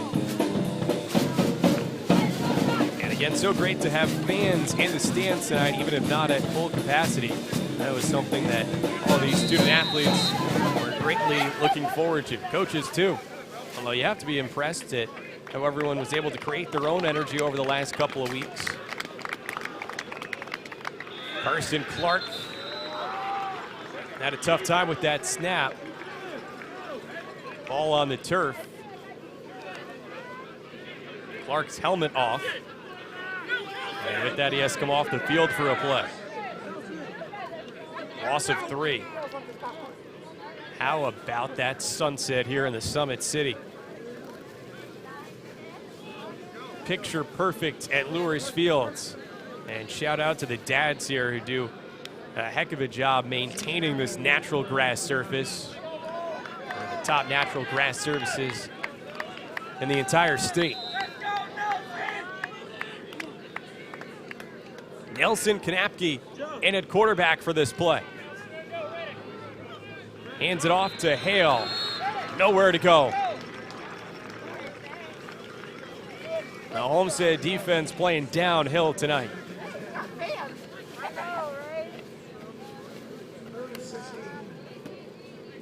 Third and quite long for the Knights. Clark returns.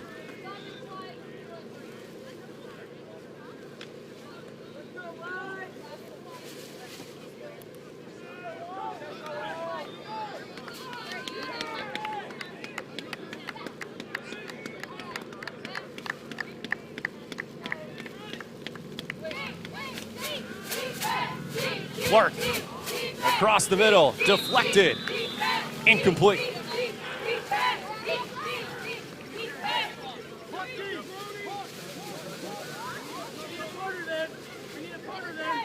Three and out for Bishop Luers.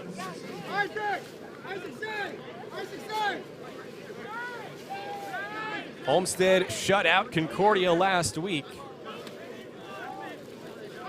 And they've kept Bishop Luers off the board here tonight for some 2.5 quarters. Brody Glenn on to punt. We have a tremendous Neverends Sports Network crew working here tonight, led by our executive producer, Doug Ferguson. Thanks for joining us.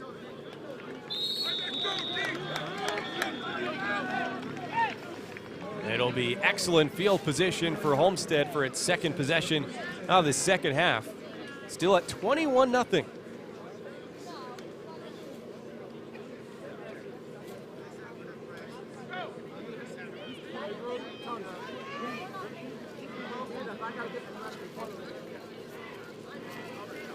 It was 14-0 Homestead at the end of the first quarter.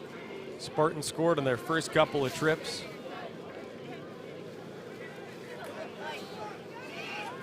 Evan Ormsby and the offense looking to add to the 3-touchdown lead.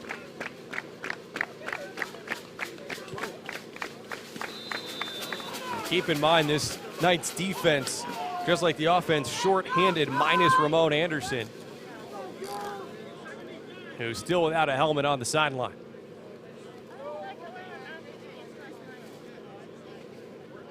Offsides on the Knights. Young team relying on so many sophomores, not to mention juniors. Seldom number of seniors. Still experiencing some growing pains. At the same time, you do have to be impressed by how clean of a game Homestead has played in that regard, as you'd expect with a lot of upperclassmen. Deep ball, caught, touchdown. Nate Anderson.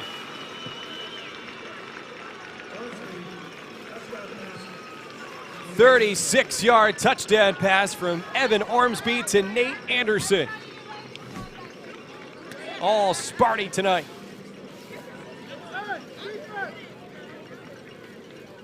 Hit him in stride.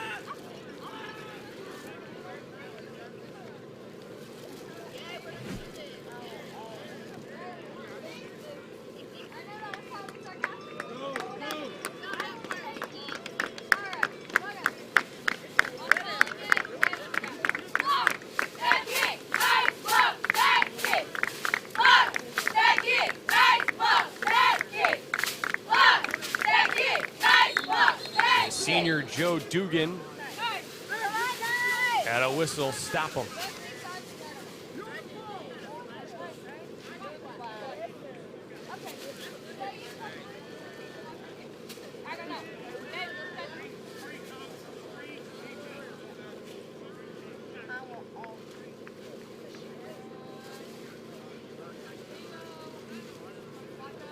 Penalty against Bishop Luers. It's been pointed out in the press box here that the only penalties against Homestead tonight have come on kickoffs out of bounds.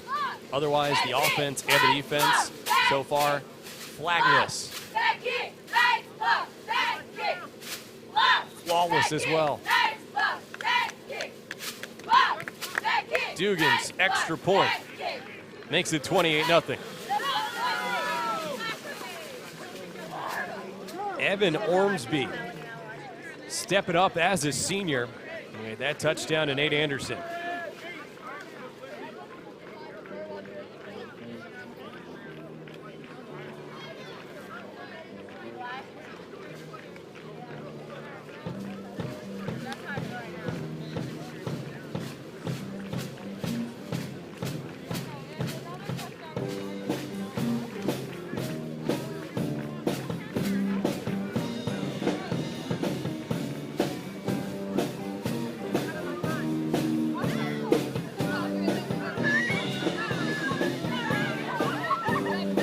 Homestead, the defending SAC champs, and even if they won't have the opportunity to go undefeated in the regular season like they did in 2019, don't count them out.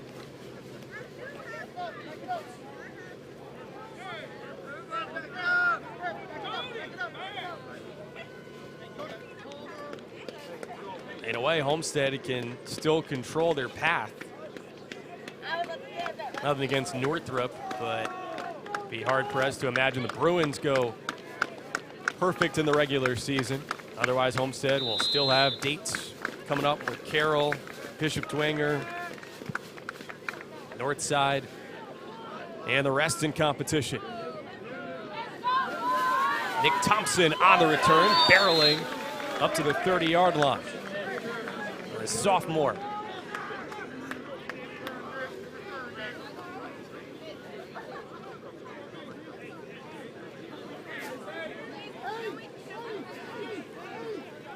Homestead hardly has any sophomores who are backups. Pretty much just all juniors and seniors. And again, for the Knights, it's hardly any seniors out there. Plenty of sophomores starting.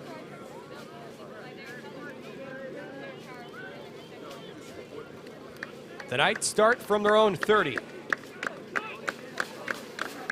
Clark hands off to Sir Hale. And Bishop Luers has been unable to establish the running game tonight. And reality is, it isn't because Ramon Anderson is out. It has more to do with the defense for Homestead. And this is unfortunate to see as Sir Hale now hobbles off the field. So the top two running backs for Bishop Luers tonight, both sustaining injuries.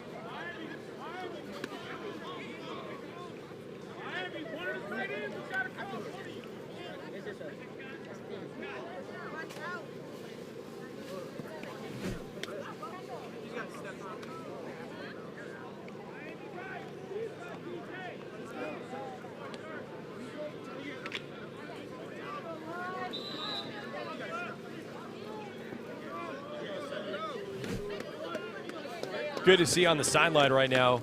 Hale, towards the right half of the screen, was running around. Maybe just a cramp for him.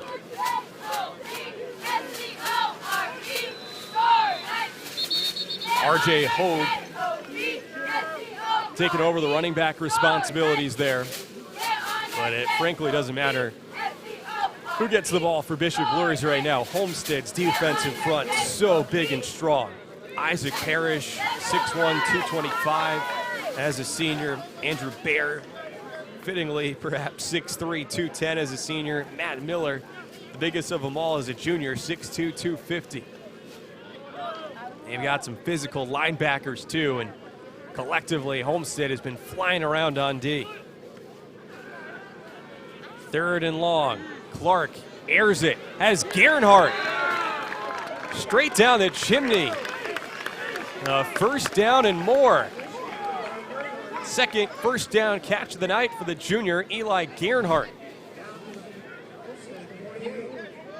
And Clark, who has spread the wealth out, remember his first 6 passes in the first half were caught by 6 different targets.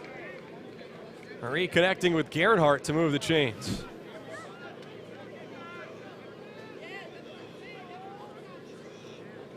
The Knights in search of some juice. Good to see Hale back in the game, but Hale sees nowhere to go. There's Bear, 46, among the tacklers.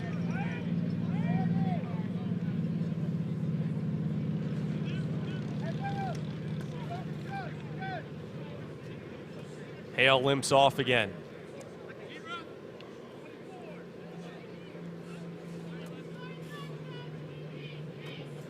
If you're the Knights again, good news to think about. Won't see anyone like Homestead come later in the fall when it's win or go home.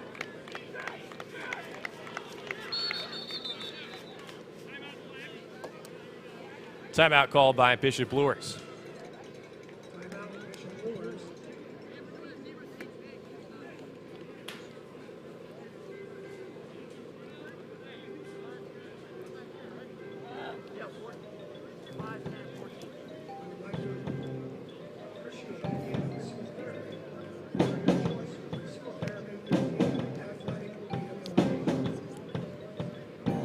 Bishop Luers in search of its return to glory. And how about the star power the Knights have had over the years? The likes of Anthony Spencer, Jalen Smith in the NFL with the Cowboys, and Austin Mack right now in training camp with the New York Giants after a stellar career at Ohio State.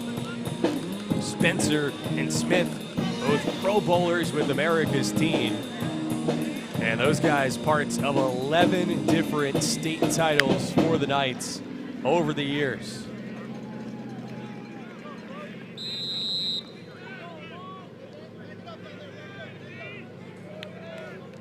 Of course, for Bishop Luers, that doesn't even include guys who've made it to the big leagues in other sports.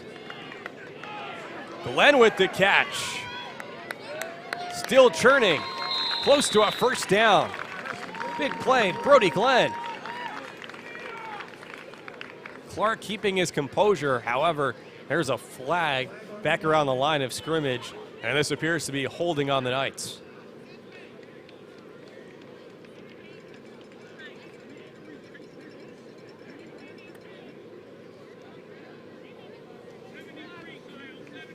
Not holding, but an illegal man downfield.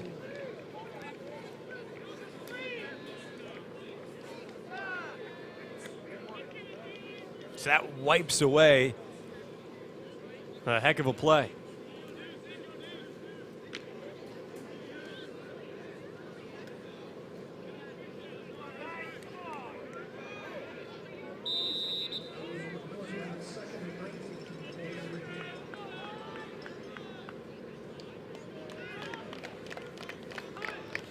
Second and 19, off his back foot. Pass to Hogue. Bottled up.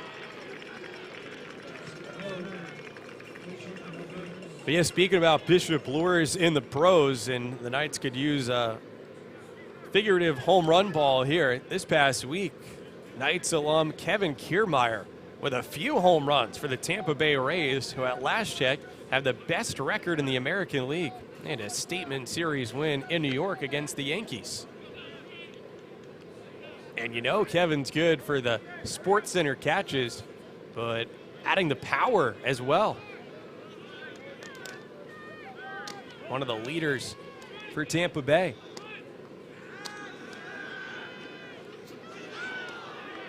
Clark looking deep. Glenn, did he catch it? Looks like a flag out. There is some back and forth pushing. We'll see which way it goes. Needless to say, the Knights could really use an energizing play like that. They already had the previous Glenn play negated by a penalty. This time it's considered pass interference on Homestead. So it's a first down for the Knights.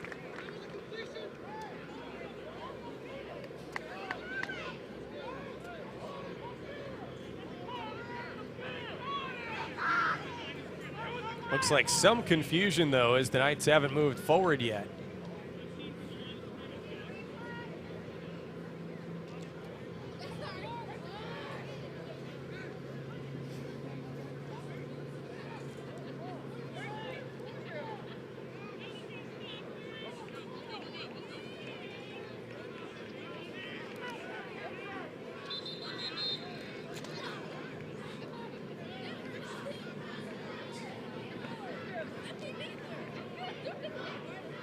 Officials sorting it out.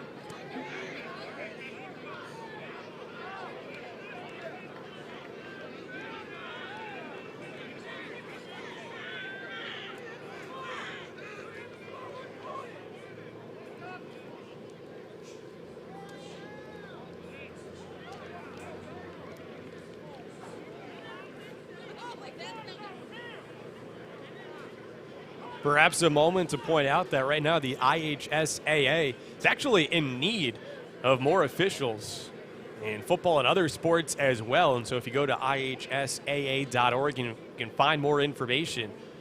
Of course, the officials really quite unsung. It, in a lot of ways, is a thankless job, although you do get paid for it. And so in case you're missing out on being on the field, out at the field on Friday nights, it's a chance to really give back to the sports community and be a part of the action too. Well, after all that, the chains move for the first down for the Knights. Driving in Spartans territory. Clark to the air again, to Glenn again, and he catches it again. Brody Glenn and Carson Clark in rhythm.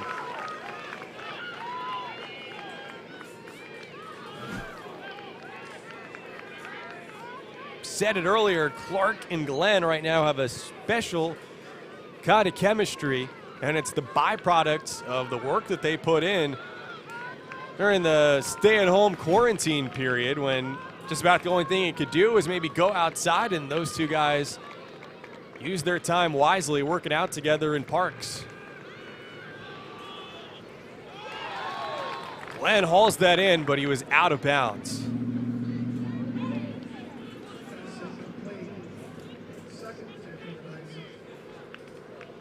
Still tip your cap to Brody Glenn, showing off his athleticism, making that catch. And remember, Clark and Glenn and so many of these other Knights, juniors, plus that promising sophomore class. So who's to say what this year could still have in store come playoff time and down the road, here even in this SAC season, but the future is bright for Bishop Luers football. On second down, Clark finds Glenn inside of the 5.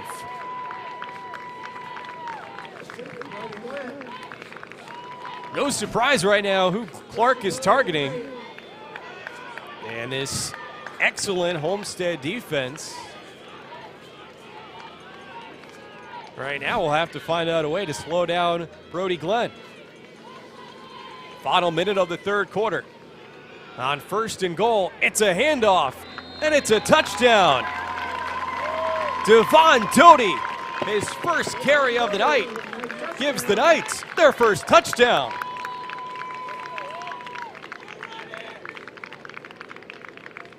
Top two options, both sidelined by injury, and it's Doty, the 5'11", 190-pound sophomore, in for 6.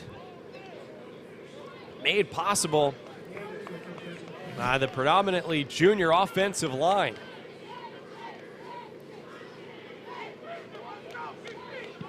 Roel Pineda's extra point. Got it. The Knights have some life.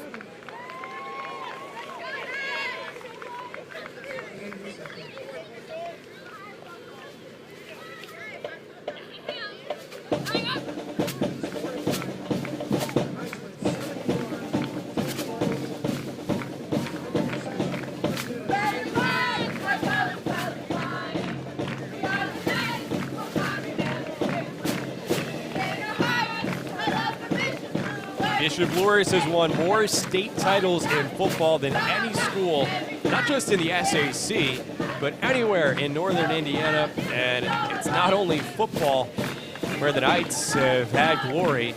6 girls basketball state titles, a couple of boys basketball titles during the Deshaun Thomas era.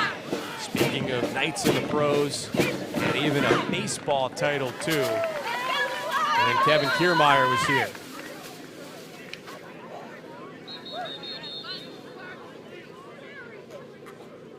Of course, Homestead fans right now can boast some state titles themselves.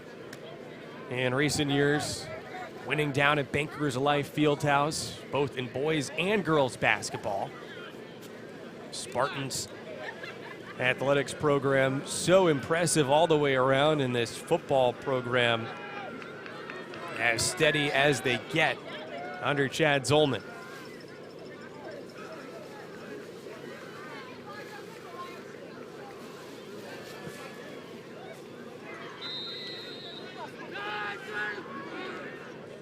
And we're only in week 3 here of the football season. It's premature to look too far ahead, especially of all years here in 2020, but things are looking promising on the basketball court for both schools.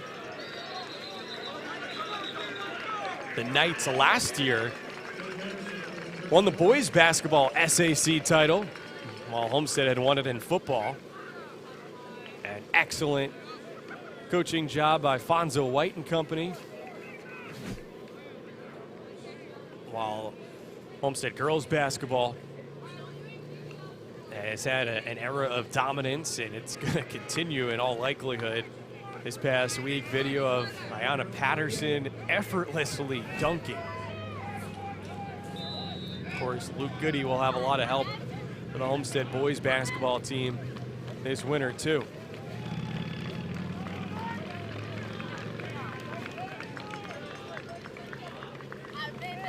Fletcher Lawyer, incoming transfer, only going to make the Spartans a lot more dangerous. Braden Hardwick back to action here for Homestead, and what looks like it'll be the final play of the third quarter.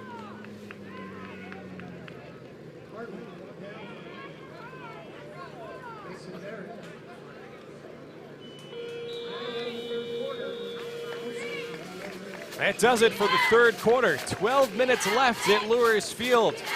The Knights not quitting after their touchdown, back within 21. We're back after this.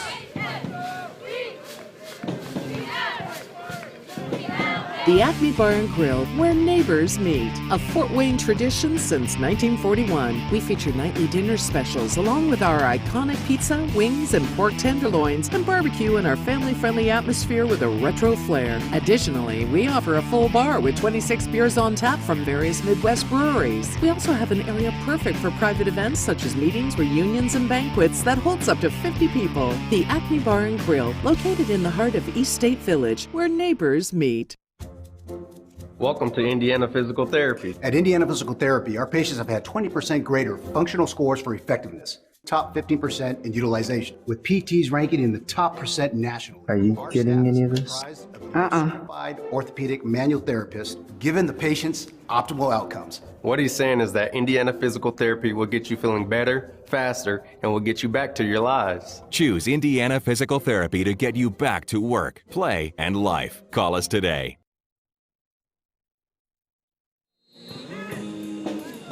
High school football presented by Indiana Physical Therapy, serving the Knights for over 30 years. For more information, visit indianapt.com. First play of the fourth quarter, it's a first down and then some from Braden Hardwick.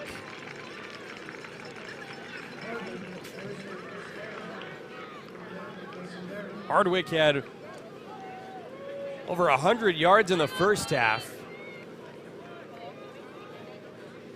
and he'll be sniffing 200 yards now here, perhaps, in this fourth quarter.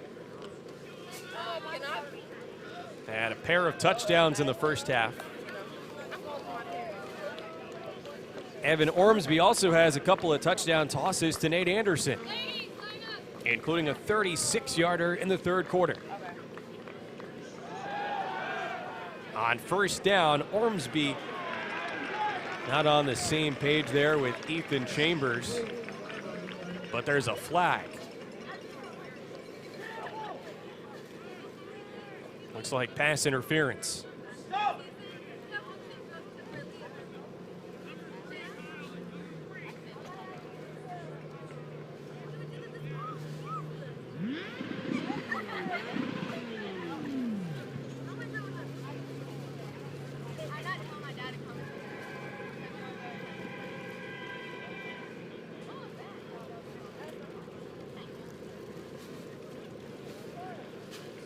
Again, as if it wasn't enough of a challenge tonight for the Knights going against an older and much bigger Spartans team, the penalties have only exacerbated the issues for Bishop Luers.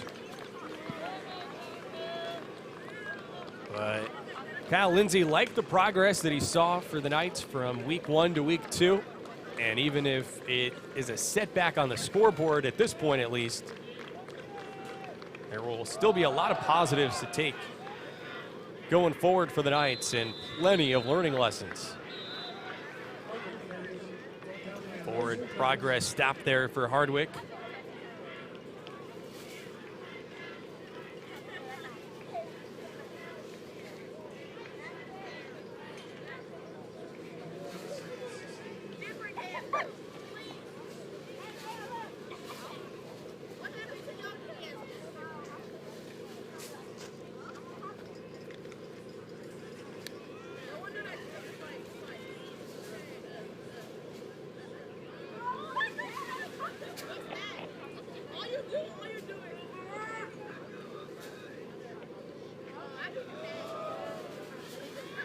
Gage Sparrow bouncing to the outside with a burst forward inside the 10. And Homestead Student Media got a good look at that one.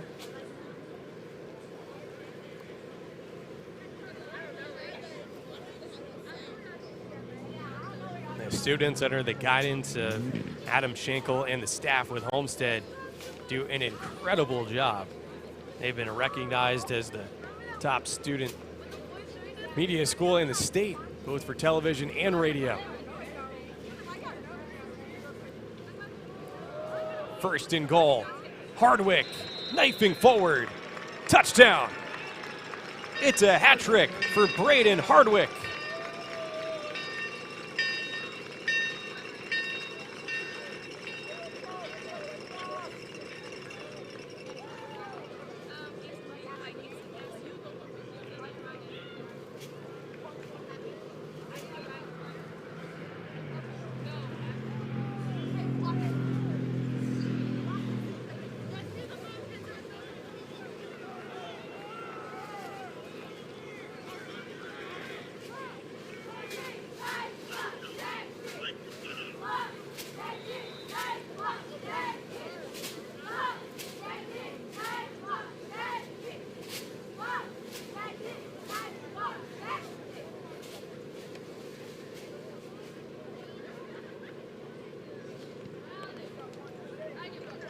Joe Dugan bangs it through.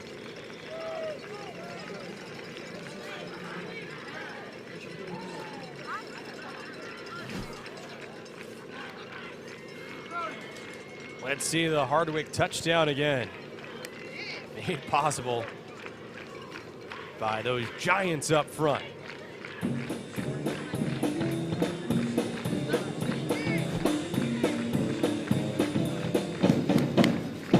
Jaden Abuhaka, Brady Parker, Owen Heyer, Sean Rice, Nick Schweizer.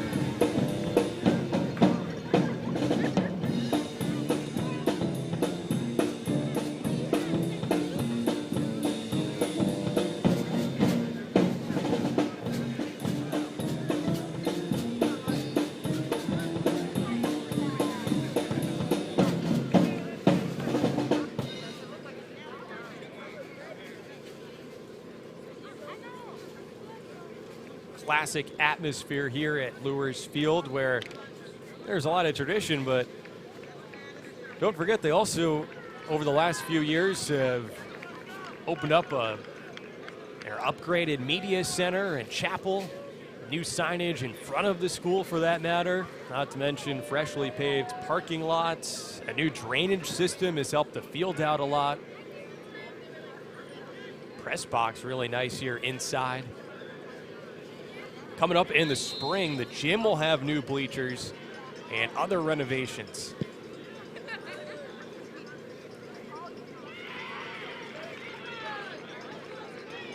Rayshawn Menson switching fields and driven down. Flag in at the end of the play.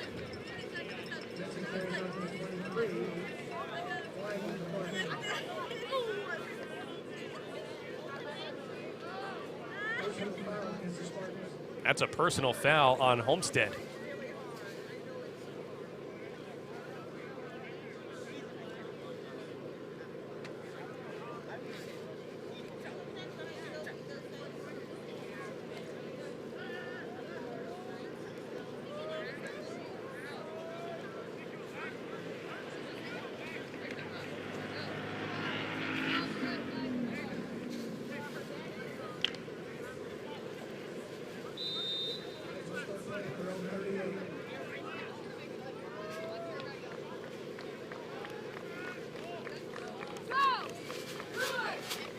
The Bishop Luers offense scored its last time on the field. Carson Clark connecting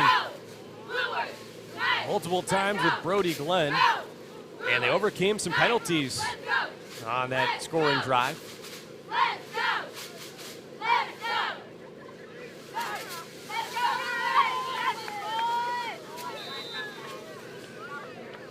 Ben Rectanis playing center tonight for the Knights.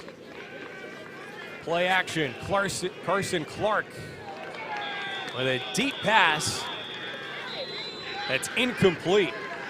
It was a jump ball. Eli Gernhardt, who's got a couple grabs tonight for the Knights.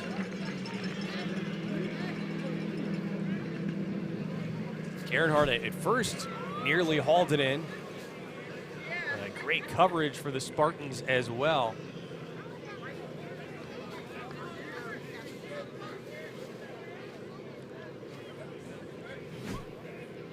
Aaron Wagner, a junior, making the play in the secondary for the Spartans.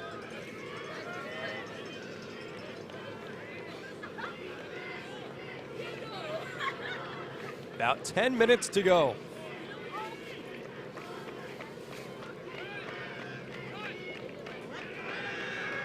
Clark, a quick drop, pressured, and he is sacked.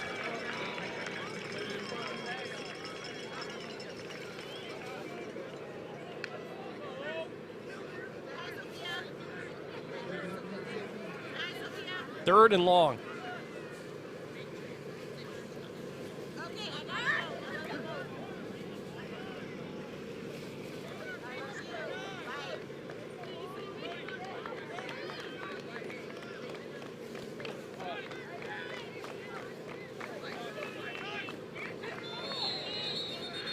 Pre-snap movement.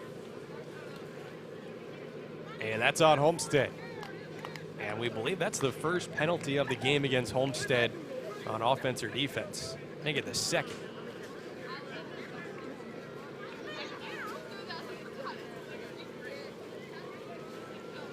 There was also the previous pass interference.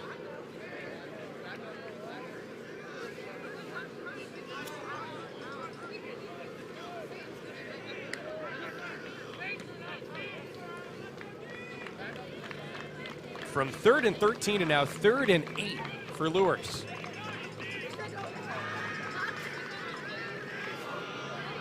Clark looking deep to Brody Glenn. Into the red zone. Clark to Glenn again. The junior combo having a night.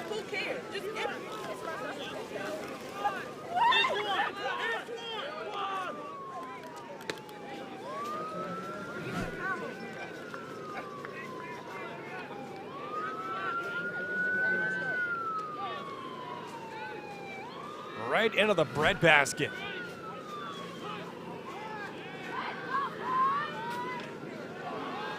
On the slant, Gernhardt grabs it.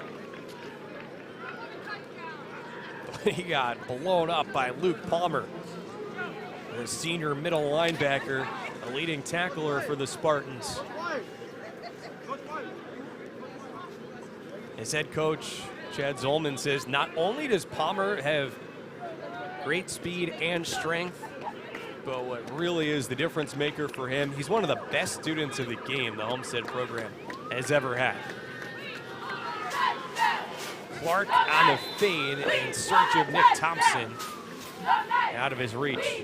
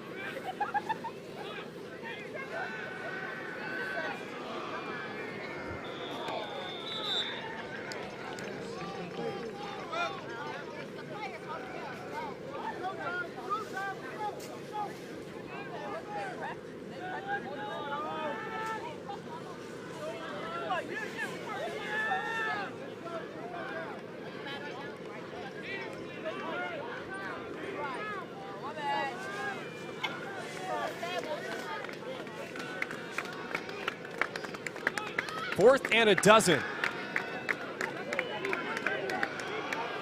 Clark to the end zone for Glenn. Touchdown. Nice.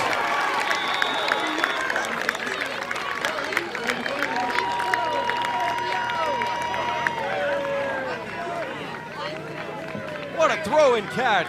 Carson Clark to Brody Glenn. Once more.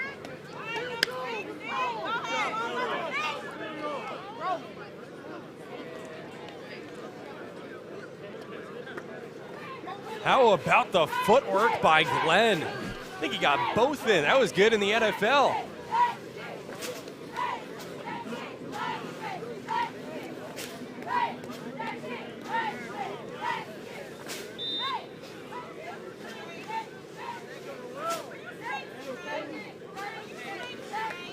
Mentioned how those guys were working really hard throughout the stay-at-home quarantine period. On top of that, too, they're part of the Traction AP program. And those reps are paying dividends.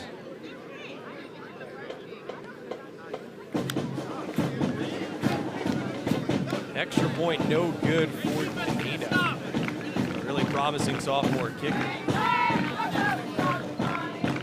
Good to see number 2, Sir Hale, return to this game after he left with an injury earlier in this half. And hope that the long-term prognosis for Ramon Anderson will put him in a position to return to the field next Friday night.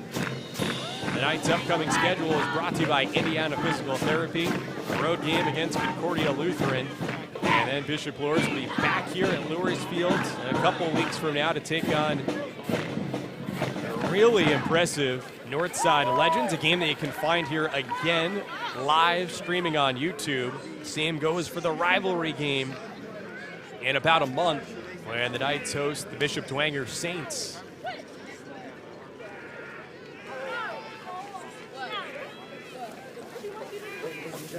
Dwenger, by the way, up 27-0 at last check over Southside. Carroll has a 43-26 lead over Northside. So Northside had that statement win in week 1 against Snyder, but what a challenging, tough gauntlet to begin the year for Northside, going Snyder, then last week they took on Dwenger, and then playing Carroll tonight.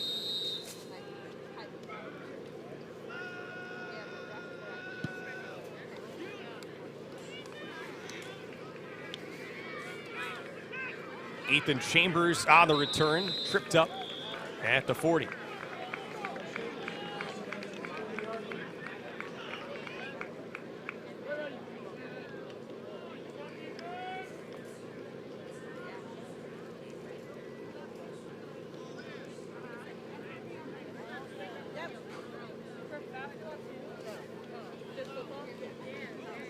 And then a week later, this was it today,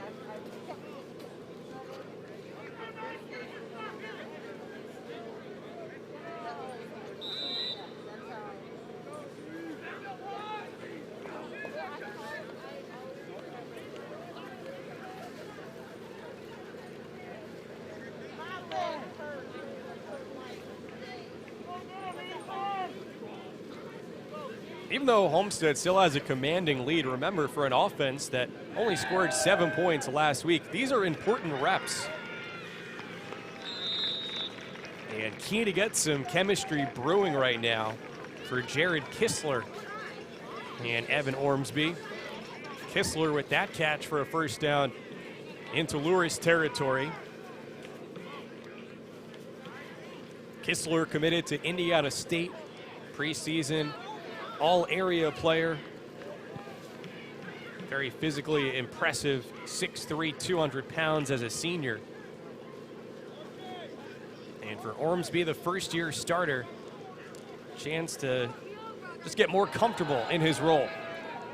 Ormsby, deep ball, Sparrow, and it's incomplete, almost intercepted by Krayshawn Menson. The junior safety had an interception last week in Wayne, and he almost had another.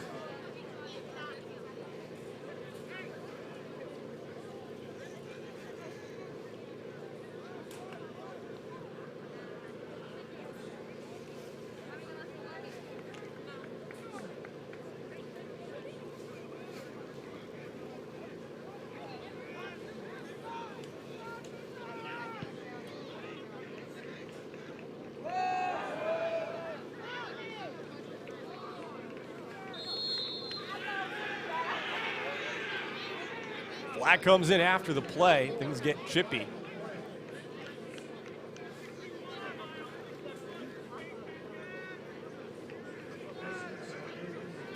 It's a face mask on the Knights.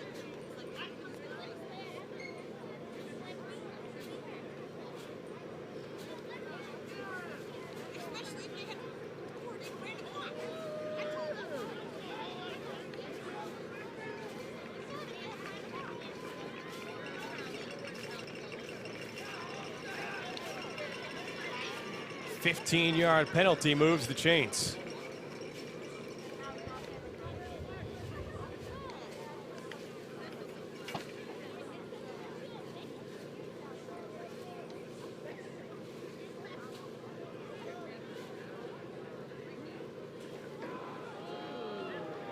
Ormsby hands it off to Braden Hartwick, who spun backwards.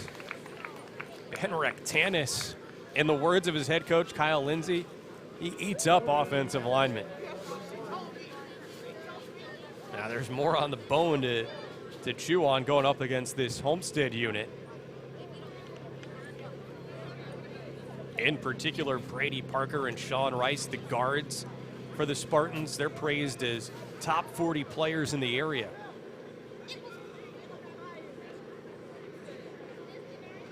Rice playing guard after previously being a tackle. Hardwick ushered to the outside. Menson helped drag him down. But yes, Sean Rice, he dropped about 35 pounds since last year. And transitioning from tackle to guard, and then what a luxury it is if you're Homestead that, you know, you've got depth there, just like at about every other position around the field.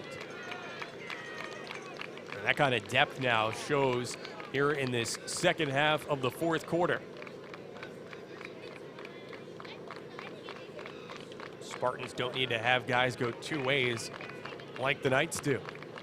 6A school versus a 2A school. Ormsby's slant pass batted down. That was Gage Sparrow on the route across the middle. Nick Thompson part of the coverage.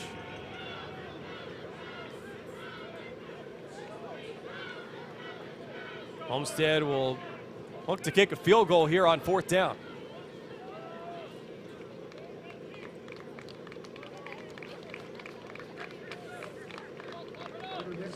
Grady Swing, the holder, and Carter Dixon to attempt the field goal.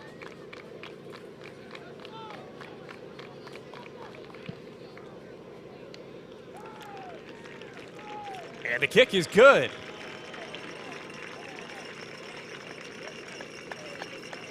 An impressive field goal from beyond 30 yards for Carter Dixon. 34-yarder.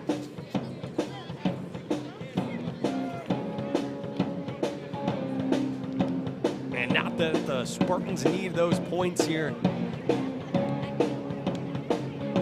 necessarily to hold off a Luers comeback tonight.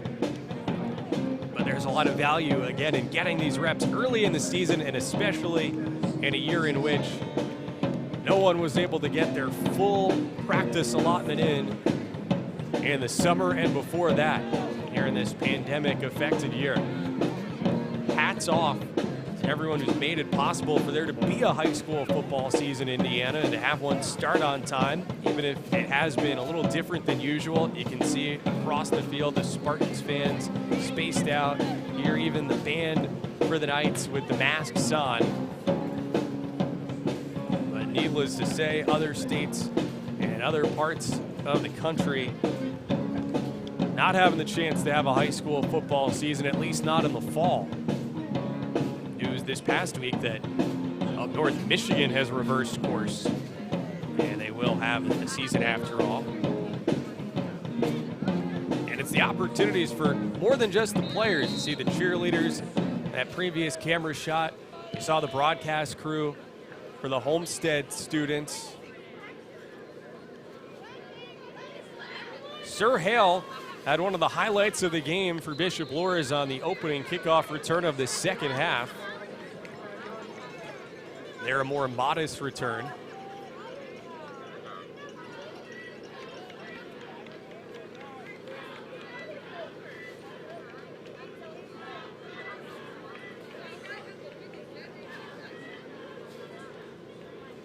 But glad to bring you Friday night high school football here, presented by Indiana Physical Therapy. And what a job done by Doug and Lana Ferguson and the rest of the Neverends video production crew. By the way, as perhaps you've seen in the commercials, they do more than broadcast live sports too.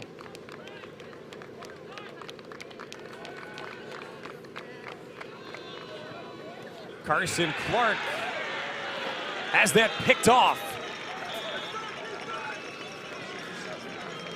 Graham Collin with the interception.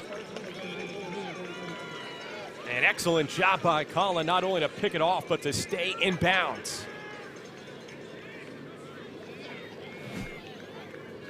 Worth another look.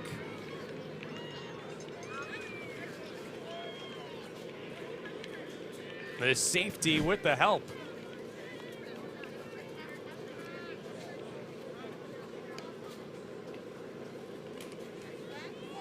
Well, another difference in this one for the Knights, who it appears won't be able to make it back-to-back wins coming off the victory at Wayne last week.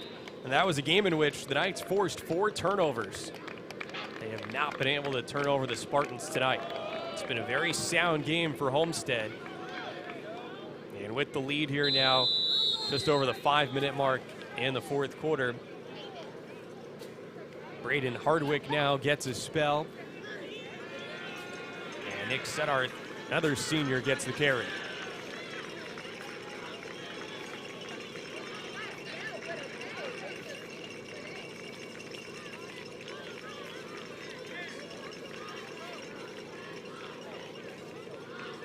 Starting QB Evan Ormsby also on the sideline, you figure here, for the duration. And Brady Swing. No, I'm sorry. Peyton Slavin in at quarterback.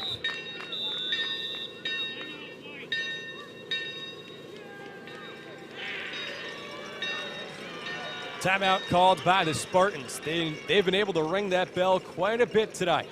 A season-high 38 points and a 25-point lead here with 4:33 to go.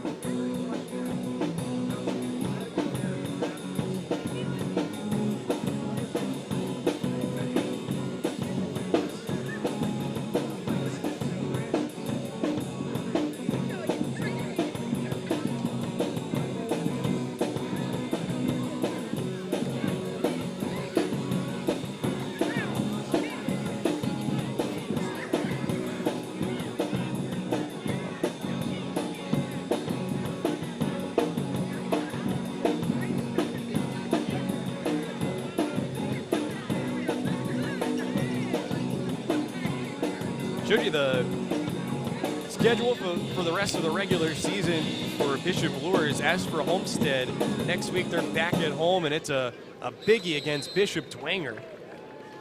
A couple weeks away from a road trip at Snyder.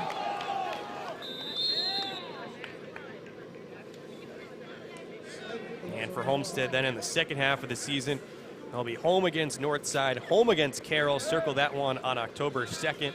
And they round out their year on the road at Wayne and at Southside. So the hardest part of their schedule begins next week.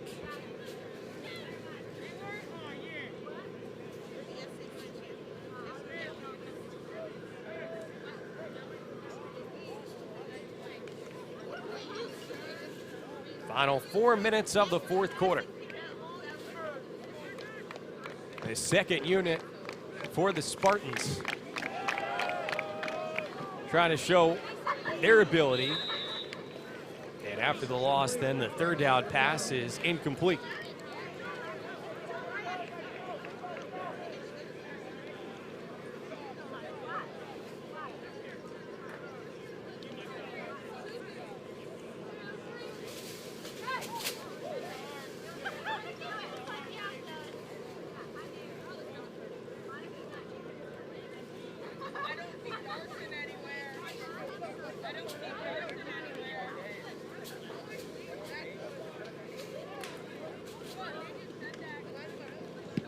Carter Dixon with a strong punt. Tumbles out of bounds.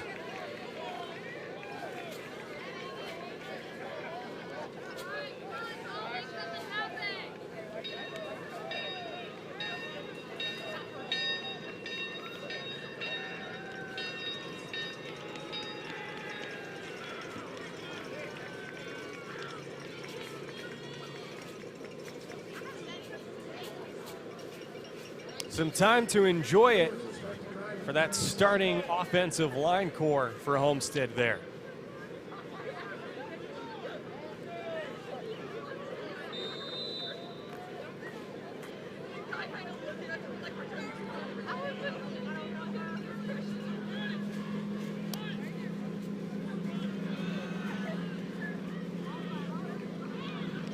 Devon Doty has a touchdown run in this game. That was his only carry. And now he gets some late reps.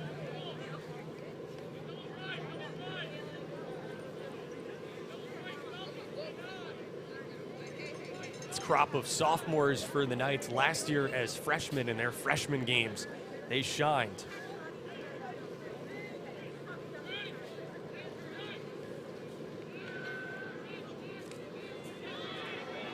Clark scampers out of bounds.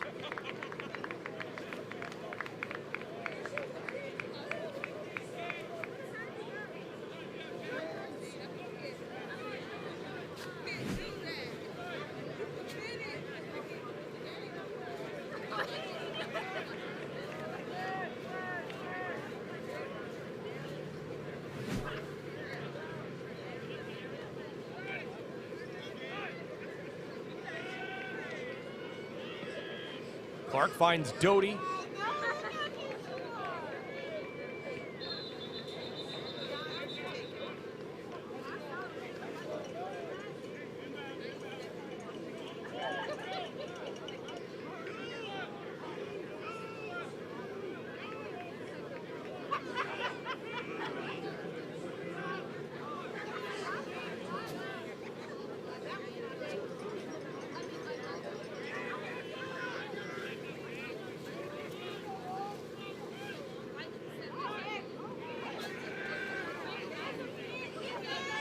Clark towards the sideline. It's caught by Antoine Lake.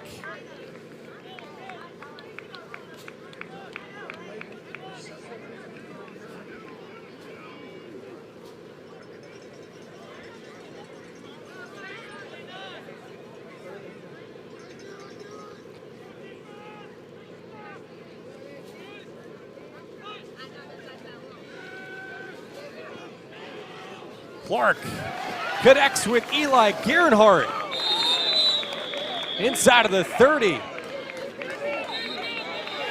An impressive night for Clark continues.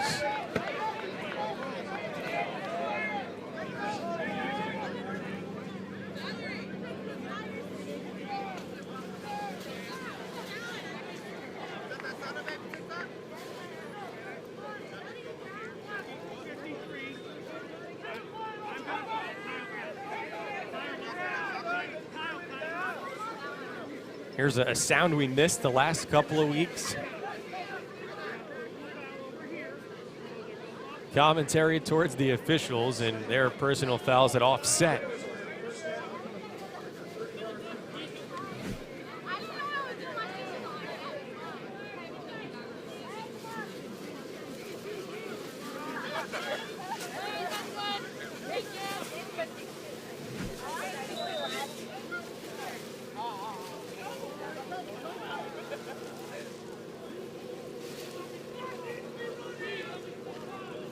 Isaiah Simmons in motion. Clark throws into the flat off the hands of Hogue, incomplete. And that ball was thrown forward, incomplete.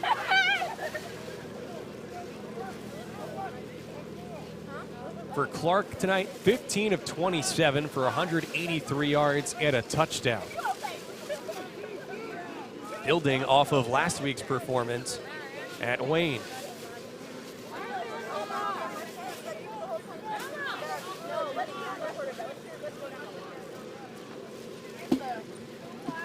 "94 seconds left." Clark hit before he released it, and it was almost picked off.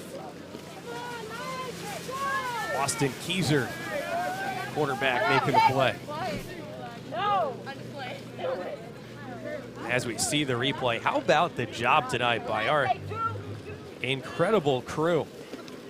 Nolan Broxton, Lana Ferguson, Bill Shaw, and Patrick Madrid operating the cameras tonight, with Stephen Wright, John Richards, Matt Hentz, and our producer Doug Ferguson holding it down in the truck.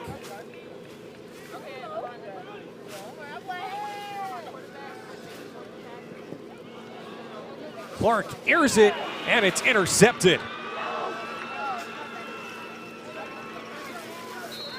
Isaac Barks with the final bite for the Spartans.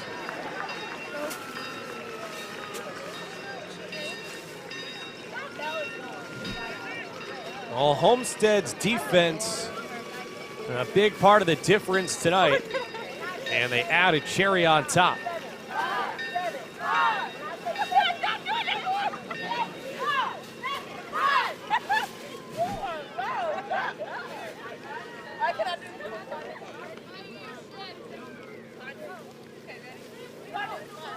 The defending SAC champs on the verge of winning their second in a row to improve to 2-1 on the season. Okay, but how's the boyfriend? I don't know his name. I'm so sorry. Caleb. Peyton Slavin with the handoff to Nick Sutterth, who's wrapped up.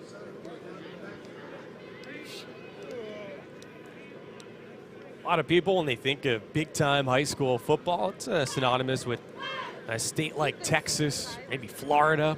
And when you think of Indiana, you think of basketball. And not to say that the coverage of high school basketball around the state, including in Northeast Indiana, isn't tremendous, but the coverage of high school football here in Northeast Indiana is really, really a notch above what anyone from outside of the community here would expect. At least a notch above, if not more. Sir Hale with a nice hit right there on top of his contributions tonight on offense and special teams. Barks, who had the interception, getting the carry there too, with Hale getting low. Another chapter to the coverage of high school football added here tonight by this Neverends sports crew. It's final. Homestead 38, Bishop Luers 13. Spartans fans not only get to enjoy a chance to come out to Luers Field tonight, but to see their team win on the road for a second week in a row.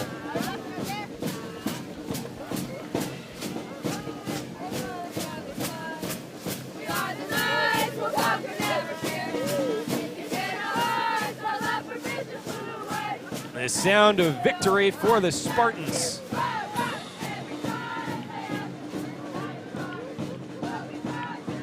As for the Knights, a game like this only makes them stronger for the future, and a promising future it is for this youthful Bishop Luers team. And tonight, just not enough against the Class 6A Spartans.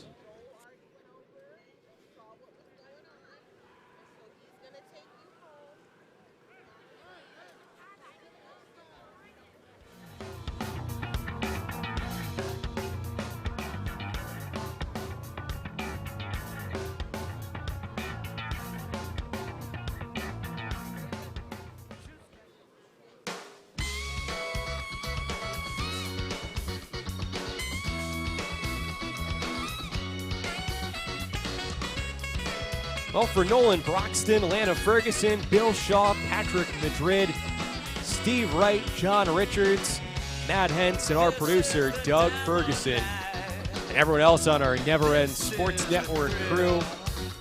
I'm John Nolan saying thanks for watching high school football tonight, presented by Indiana Physical Therapy. And so long from Luers Field on the south side of Fort Wayne. This has been a presentation of the Neverends Sports Network, live on YouTube.